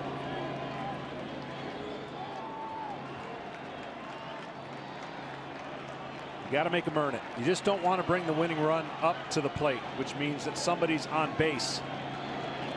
The tying run on base. Make them earn it. Throw your best stuff. 1-2 to Barnes. Struck him out. And the Astros 1 out away. First baseman number 1, Logan Forsythe. Third strikeout for Giles, and Logan Forsythe walking to the plate. Spin on that slider and downward action.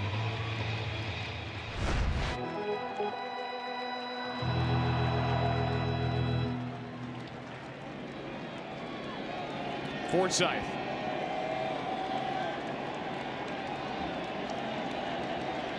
.286 hitter this postseason.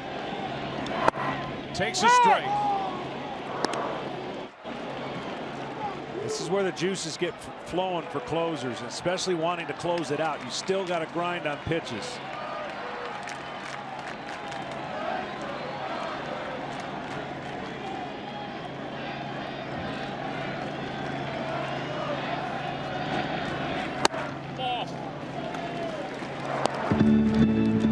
A strike on Logan Forsythe. A matchup of Yu Darvish and Lance McCullers Jr. on Friday in Houston.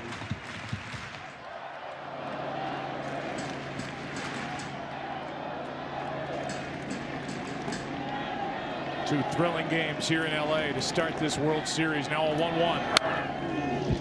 Strike 2.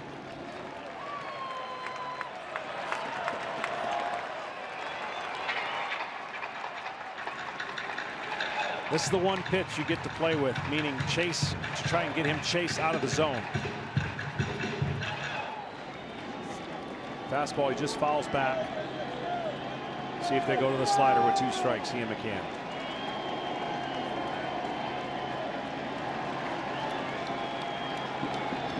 Two out, nobody on. 1-2 pitch.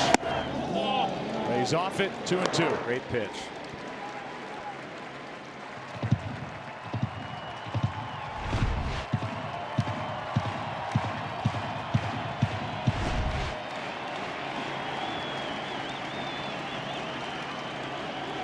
Forsythe hit 6 home runs during the regular season.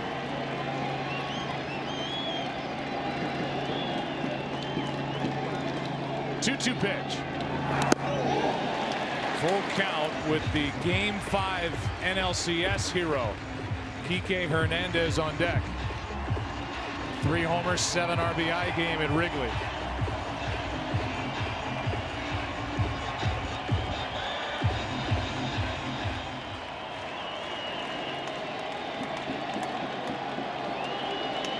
Whatever you decide, you got to trust it.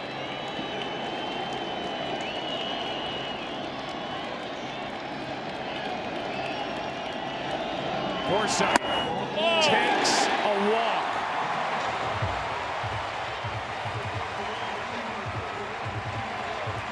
That didn't look like it missed by much, as Brent Strom will come out and talk with Hernandez coming up. Well, the fastball just a little bit down. Out of the zone. So Forsythe is aboard. In case you're wondering, as far as the bench for Dave Roberts, he's got 1 pitcher left in his bullpen and 1 position player left on his bench. Charlie Culberson. But right now, all eyes will be on Kike Hernandez and Ken Giles. Kike on the year struggled against right-handers, but that doesn't mean anything right now. He hit 159 against right-handed pitchers, 270 against lefties. But to your point, Joe, he had the game of his life not too long ago. Just hoping to have one more of those swings. Two right-handers getting loose, Davinsky and Gregerson, but right now it's Giles.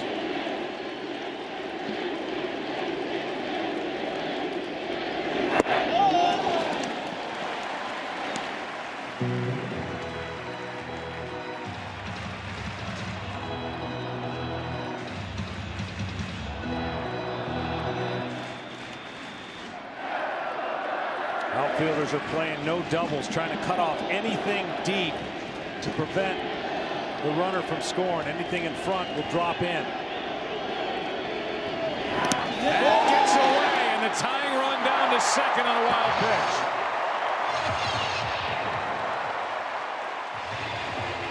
McCann had no chance on that pitch from Giles.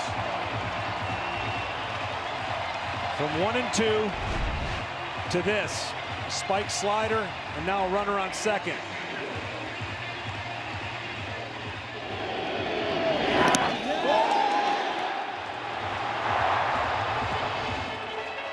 And the reaction from Giles after the wild pitch puts Forsythe at second. Now the outfielders come in a few steps. 2-0 to Hernandez.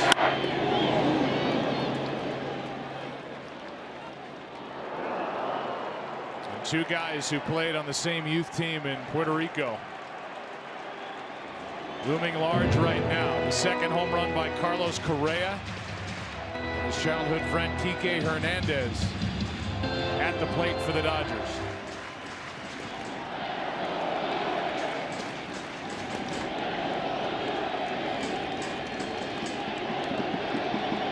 Two one. Oh. 3-1 with the leadoff hitter Chris Taylor on deck.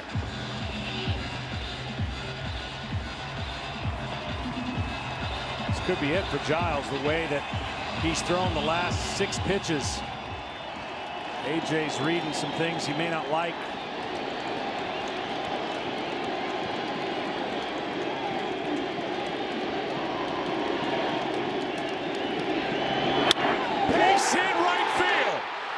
Forsythe, throw by Reddick, is not in time. Tie game.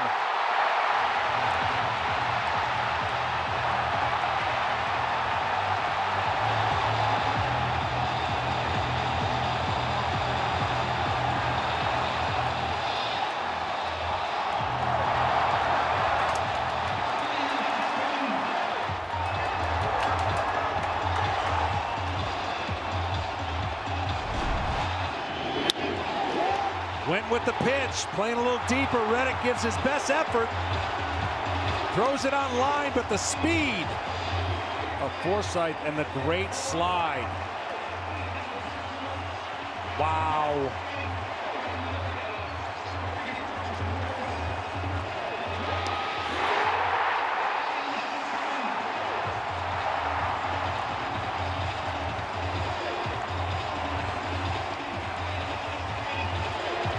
Kike Hernandez, a Game 2 hero for the Dodgers. Tie game.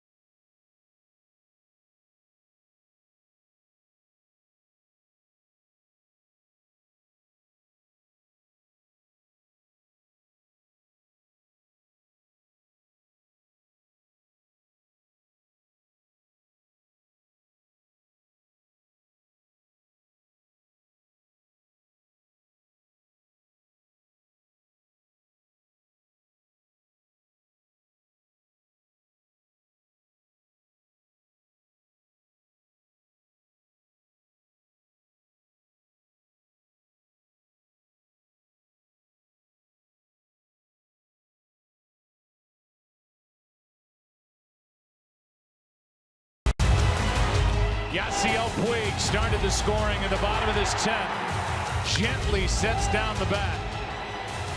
Made it a 5-4 game. This place came alive, and then Kike Hernandez, with a count in his favor, shoots one through the right side to score Logan Forsythe, who in his back pocket carried the tying run. Hand across the plate, 5-5. And now a chance for the Dodgers to win it, as Chris Davinsky takes over. Davinsky, good fastball, change-up combination with occasional sliders. Huge spot. He came in last night and worked a scoreless inning. It hits the umpire. Davinsky almost threw it into center field, and Laz Diaz gets drilled. And instead of the potential winning run at third, Kike Hernandez is still at second. Hit him right in the leg, he says. Wow. I mean, this is nothing he can do. He's got to see what the play's going to be like. He tries to get out of the way. That's guaranteed runner on third, and who knows where that ball goes. And you can see in the background, Cameron Maben has taken over in center field. He'll bat in the 9th spot. It moves Springer to right as Taylor takes one way up and in, and I'm sure A.J. Hinch is thinking, can anybody do here in this World Series what they did all year to get us to this World Series out of this bullpen? Heart rate. The heart rate races. It's got to be closer to a regular season. Got to control it. Two that aren't close, 2-0.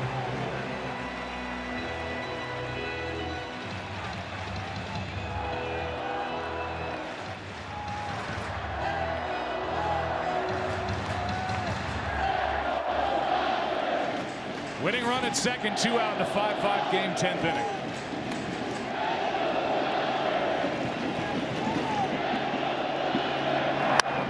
Fly ball into left center. Maben just into the game. Has got it. And we play on. Davinsky ends the 10th. What a game. Game 2 of the World Series into the 11th.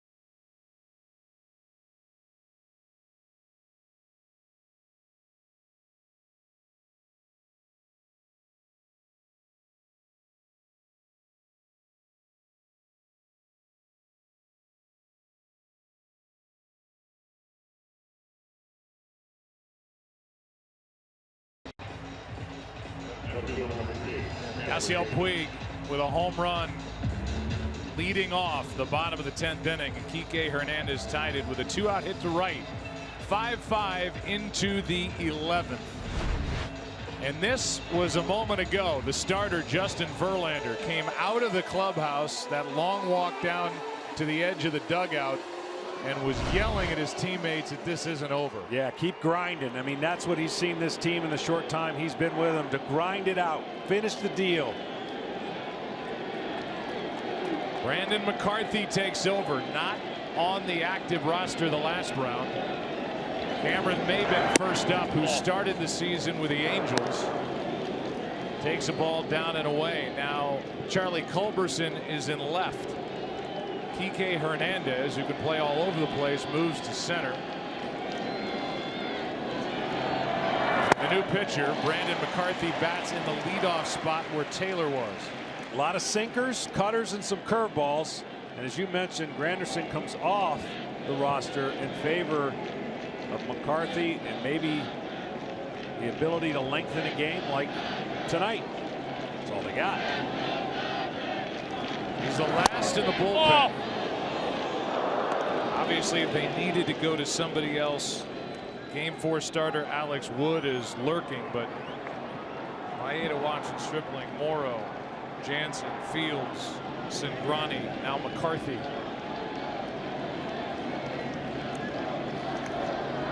That's into center field, and Maybin is on to start the 11th.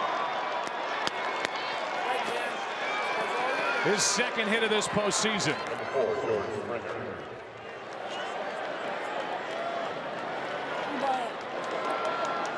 Just past the glove of Corey Seager and into left center. And now we'll see how the Astros want to play it. Springer on base 3 times tonight, a double in the 9th. You got a guy who can swipe a bag at first. You got a guy who can handle the bat at the plate.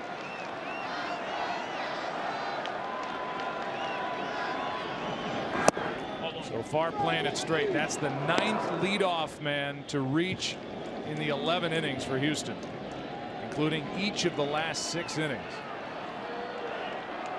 McCarthy from time to time can lose command with that fastball if you let him.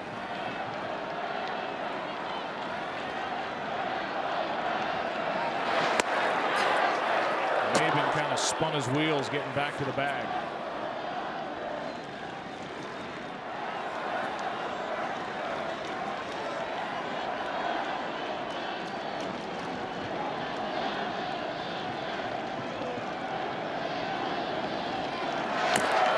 Check on Maybin.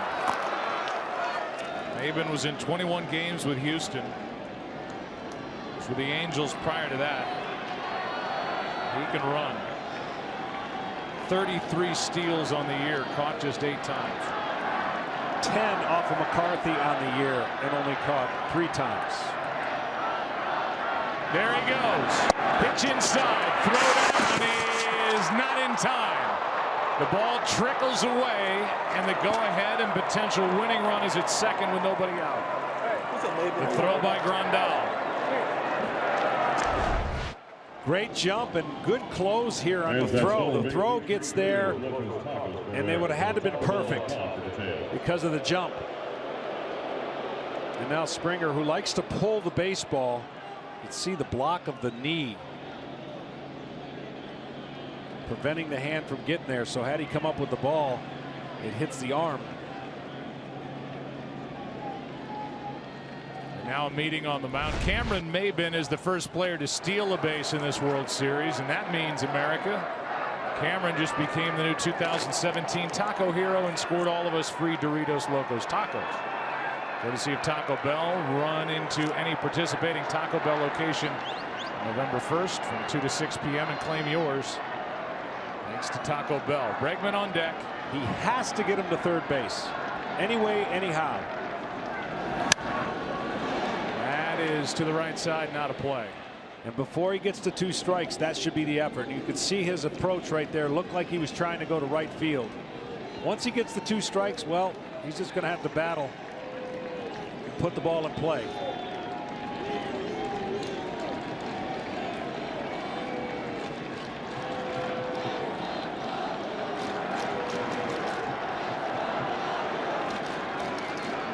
First appearance for McCarthy. This postseason is 2-1 to Springer. That's into right center field. Well hit. Won't be caught. It is gone for a home run. George Springer goes deep, and the Astros are back on top by 2.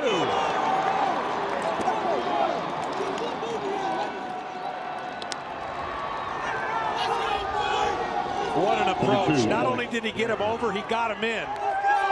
And that at bat right there, and this night for Springer is exactly what Houston needed. The top of the lineup had done nothing. Stayed on that baseball as good as you can do.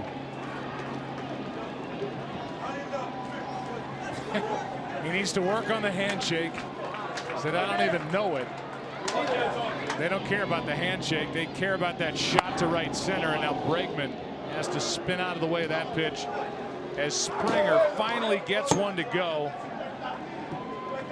He hit 34 during the regular season. He's got 2 this postseason, none bigger than that. 7-5. 1-0 pitch to Bregman. And I think the approach got and rewarded him there. I think if it's back to where he's trying to lift, clean, and separate and go to left field, he doesn't do that. But his approach, staying on the ball and going to right center, and that ball jumped to show you the power he possesses out of the leadoff spot. 36 home runs out of that leadoff spot, all in. Now strike 2 on Bregman. 2 runs off Fields, 2 runs so far off McCarthy. So many more things have to go right. The more people that come in to pitch a baseball game. I know it sounds great when it works.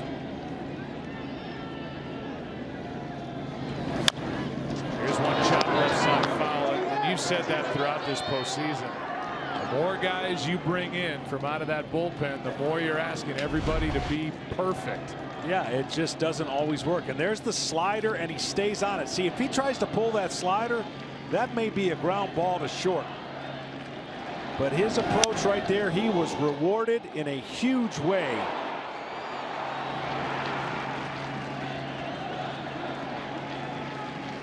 Top 4 in the Astros lineup, 9 for 20, 3 homers, 6 RBIs. 1-2 pitch. Bregman pops it up. Forsythe at first. It's a foul ball, 1 away. You know, it seemed innocent at the time, but in the series with New York, when Judge got going on that cutter in, that he get a home run, and he went on fire for 3 days. You might very well look back to this game and see this is how Springer got going. We asked A.J. Hinch what it would take, and as he stated, it's exactly what it did. A walk to lead off the game, and he left him in the leadoff spot. No guarantees here with this 2-run lead, as we've already seen. That's for sure. That pitch misses down and in to Altuve, who hit a home run his last time up, leading off the 10th. Followed by a home run by Correa for a short-lived 2-run lead.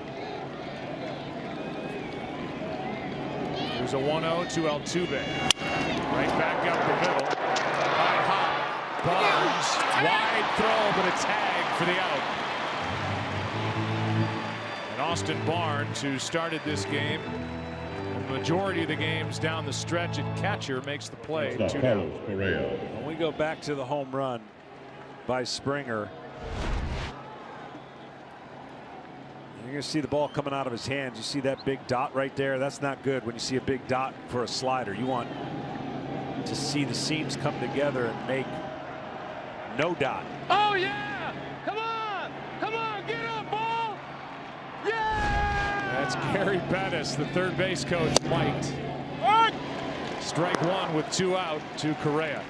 And it might seem like an innocent thing, but when Stripling came in and only threw 4 pitches, that fast-tracked Roberts to do things that I don't think he had planned on doing, bringing in Morrow earlier, and then, of course, Jansen earlier. That's a strike, nothing, and 2. Nobody has left this park. No. Well, that's an overstatement. Few have left this park. And in the bottom of this 11th inning, it'll be Seager and Turner, the first 2 guys up. And remember, no Bellinger because he had a double switch.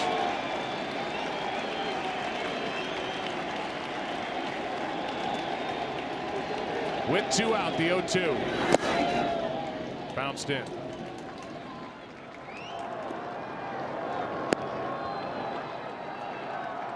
Here's the list. Cross them all out. The bullpen is empty. A lot of people are going to ask questions about Hill. That'll be the first one, I'm assuming, if they don't win. That's down. 2-2. Rich Hill went 4, allowed 1 run on 3 hits, struck out 7 through 60 pitches, and was pulled. Maeda went an inning and a third. He gave way to the lefty Watson. That was in the 6th. That's ball 3. And as you said, Stripling came in through 4 pitches, issued a walk to start the 7th to Marwin Gonzalez. He was gone. That started Brandon Morrow and Kenley Jansen, their last 2 guys, with nobody out in the 7th. But somebody finally woke up. That offense woke up in a huge way. 3-2 to Correa. Ground ball. Seager.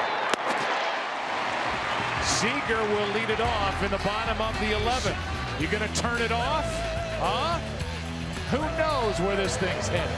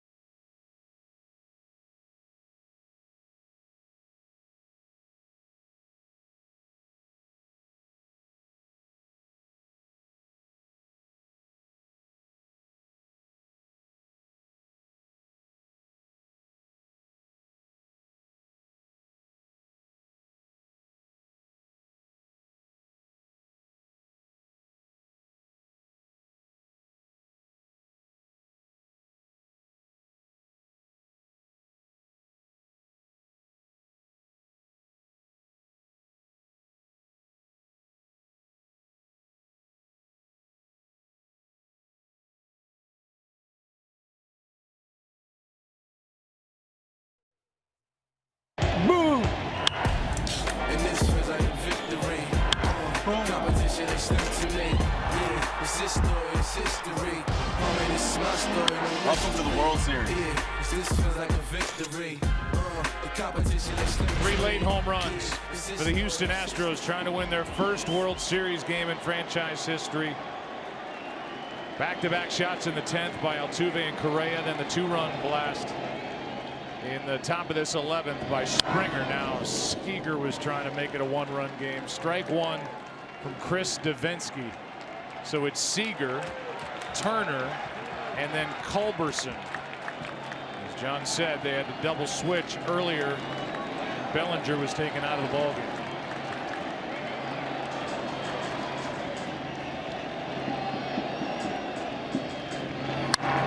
Seager into center field, and this ball is caught by Maben. A loud first out in the 11th. That ball was crunched. I'm telling you, fasten your seatbelts, because what AJ's just looking for is somebody to get closer to your point in the regular season form. This guy was as unhittable as it gets, and sometimes the moment amps you up and changes your grip on your changeup that's nasty and the ability to break a slider. So you can't count outs and you can't count strikes. You got to execute pitches and not play the what-if game. Davinsky got Chris Taylor with a running run in scoring position in the 10th on a fly ball to center. If he gets the next 2 outs before the Dodgers can come up with 2 runs, he gets the win. Davinsky. Justin Turner at the plate, took a ball.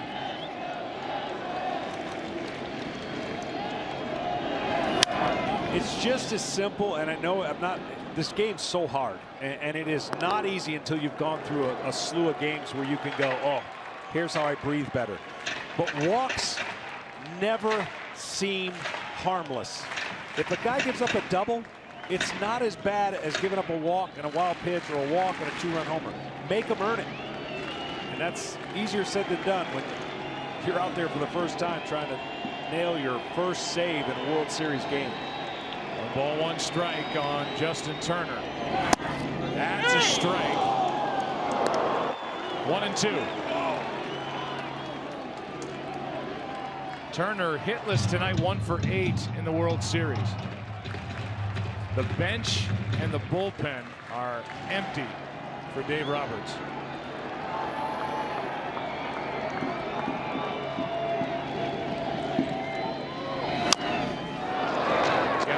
Attention that game 1 was a 2-hour and 28-minute well-pitched, well-played game.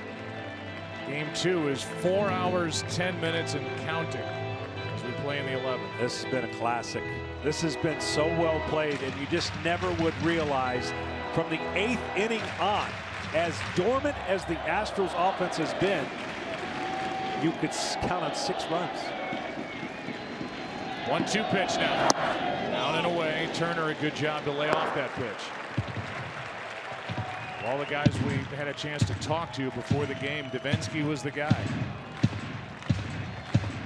He said, you can feel your heartbeat all the way into your fingertips when you're pitching in a game like this.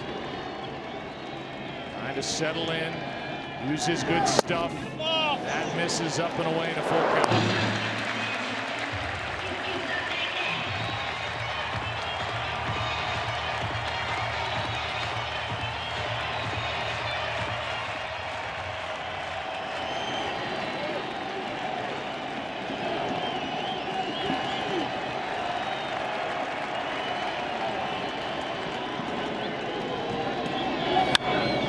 Couple of weird plays out behind second base. One where Davinsky spun around when he came into the game and tried to pick the runner off at second. And look at the gap of where this ball was going. You're going to ask Maben to get over there and cut it off at an incredible rate. But those things happen. That kept Kike Hernandez, who had tied it at second with 2 out. And then earlier in the ball game, we saw a ball bounce in center for an RBI hit by Alex Bregman. In the 3rd inning, the ball hit the bill of the cap of Chris Taylor and kicked directly over to Jock Peterson in left, which saved an extra base hit. Who knows what in what was a 1-run inning. Unbelievable. It's crazy. 3-2 pitch. That is caught by Bregman. 2 out. Turner's such a tough out. Fouls off pitches, gets one he likes, smokes it to Bregman right there. Good play by Bregman on his toes, closer to the line, and able to reach out and grab it. And there's Puig, who's thinking all we need is 1 base runner to get Yasiel up to the plate. Well, right now, that's up to Charlie Culberson. He had 2 hits during the regular season, Culberson, but 5 during the NLCS, playing in place of the injured Corey Seager. He filled in great, too, defensively. He did a great job while their everyday shortstop was nursing an injury. Trying to give the Dodgers a chance. They need a base runner, and here's a high fly ball into left. Back at the wall. It is gone. 7-6. And Culberson celebrates, but it's a 1-run game.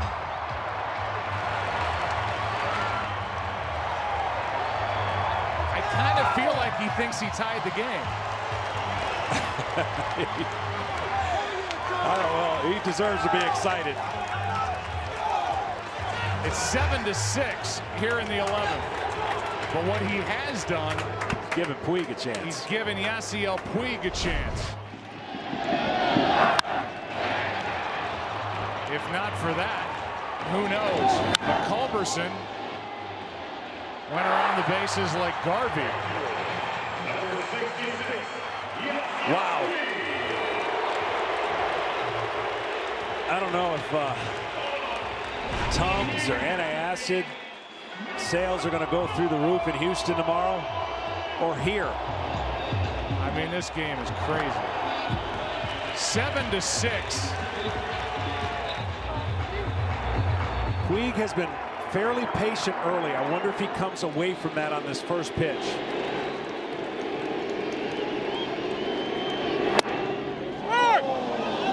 Takes a strike. He homered his last time up. I think we're at Coors Field. The ball is jumping.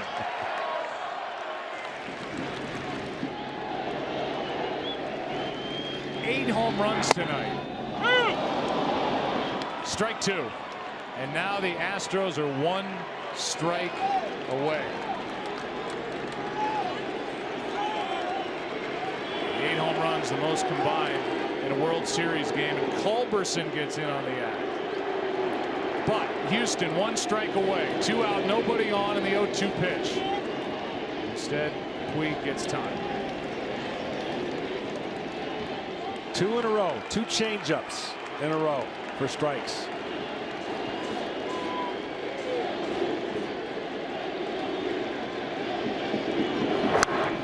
Puig spoiled it. Well, that was a good pitch, and Yasiel got the bat on it and fouled it away. Yeah, 3 in a row. At some point, maybe a high fastball just to change the eye level and then go back to the changeup. 3 in a row, though, and each one got a little better.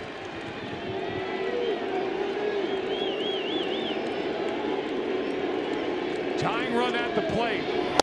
Outside. Ball 1.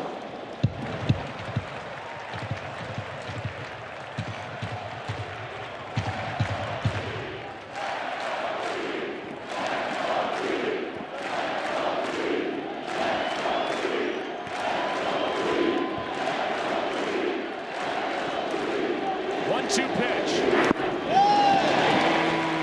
Checked his swing on a pitch in the dirt. 2-2.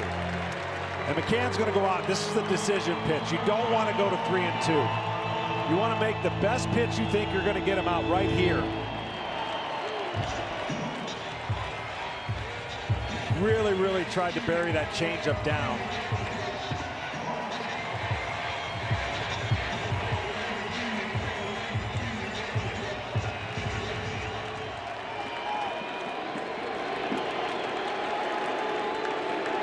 The 2-2 from Davinsky. He didn't swing at the pitch, and it's a full count. Boy, he went a long way on that pitch down and away. And it's a full count. Astros thought the game was over. Davinsky, Puig. 3-2 pitch. Fouled back on a dangerous delivery up.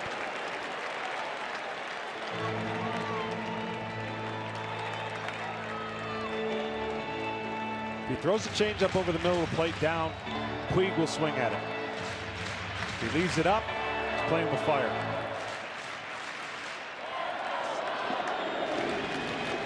It's got to be over the middle of the plate, though.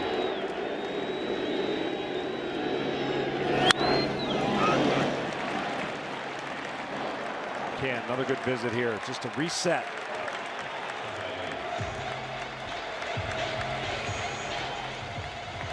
There's one more look at that check swing on the 2-2 pitch.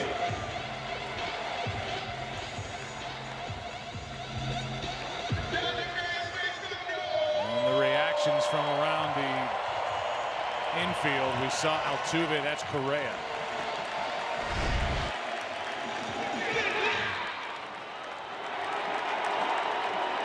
What a game, what a battle here. Another 3-2 pitch. Struck him out, and the Astros win it 7-6. A final in 11 innings in a game that lasted over 4 hours. The Astros have their first World Series win in franchise history, a 4-hour, 19-minute game. And this series is tied at a game apiece going back to Houston. This is always going to be a great series, and he got the changeup low over the middle of the plate, made it look like a strike. What a pitch, and what a game. Almost impossible for Puig to lay off of it. Great at bat. And we are in for a great series. Davinsky gets the win. He's 1-0 this postseason. McCarthy gets the loss. He gave up the 2-run shot to Springer in the top of this inning, and A.J. Hinch is bringing a win home to Houston from here in L.A. and Altuve. Man, this was a hard-fought victory on the road, and this offense woke up. Let's go down to the field and hear from Tom Verducci. I'm here with Carlos Correa. Carlos, it seems like a long time ago, but you guys were 5 outs away from going down 2-0 against the bullpen that had thrown 28 scoreless innings. How did this team flip this game? Like I told you before, we're never out of it. You know, we have a lineup that's really scary when it's on, and when we swing at strikes and we put great at-bats together, we're very scary. So you saw it tonight. We were able to score runs off the bullpen, and we were able to come up with a win.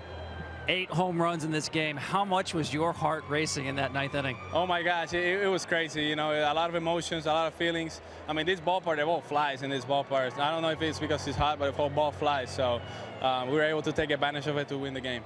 Carlos, thank you. We'll see you in Houston. Thank you. See you there. Now here's Ken Rosenthal. Thanks, Tom. George, first time in postseason history a team has hit 3 home runs in extra innings. Yours was the biggest of all. How would you describe the emotions you experienced playing in this game?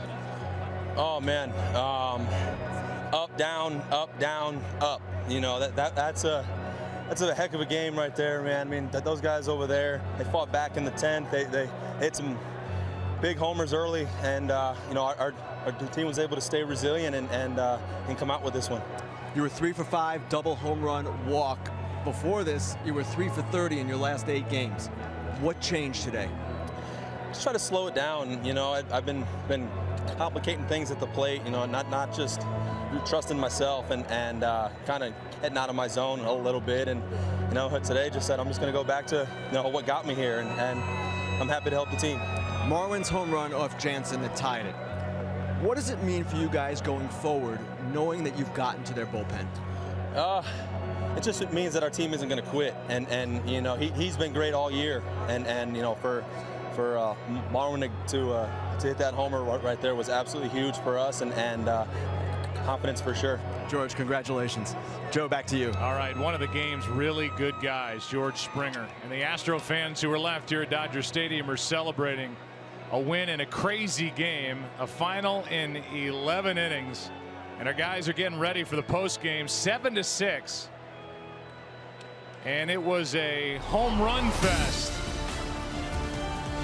Temperature is up, the ball is flying. Marwin Gonzalez, Jose Altuve, Carlos Correa, George Springer.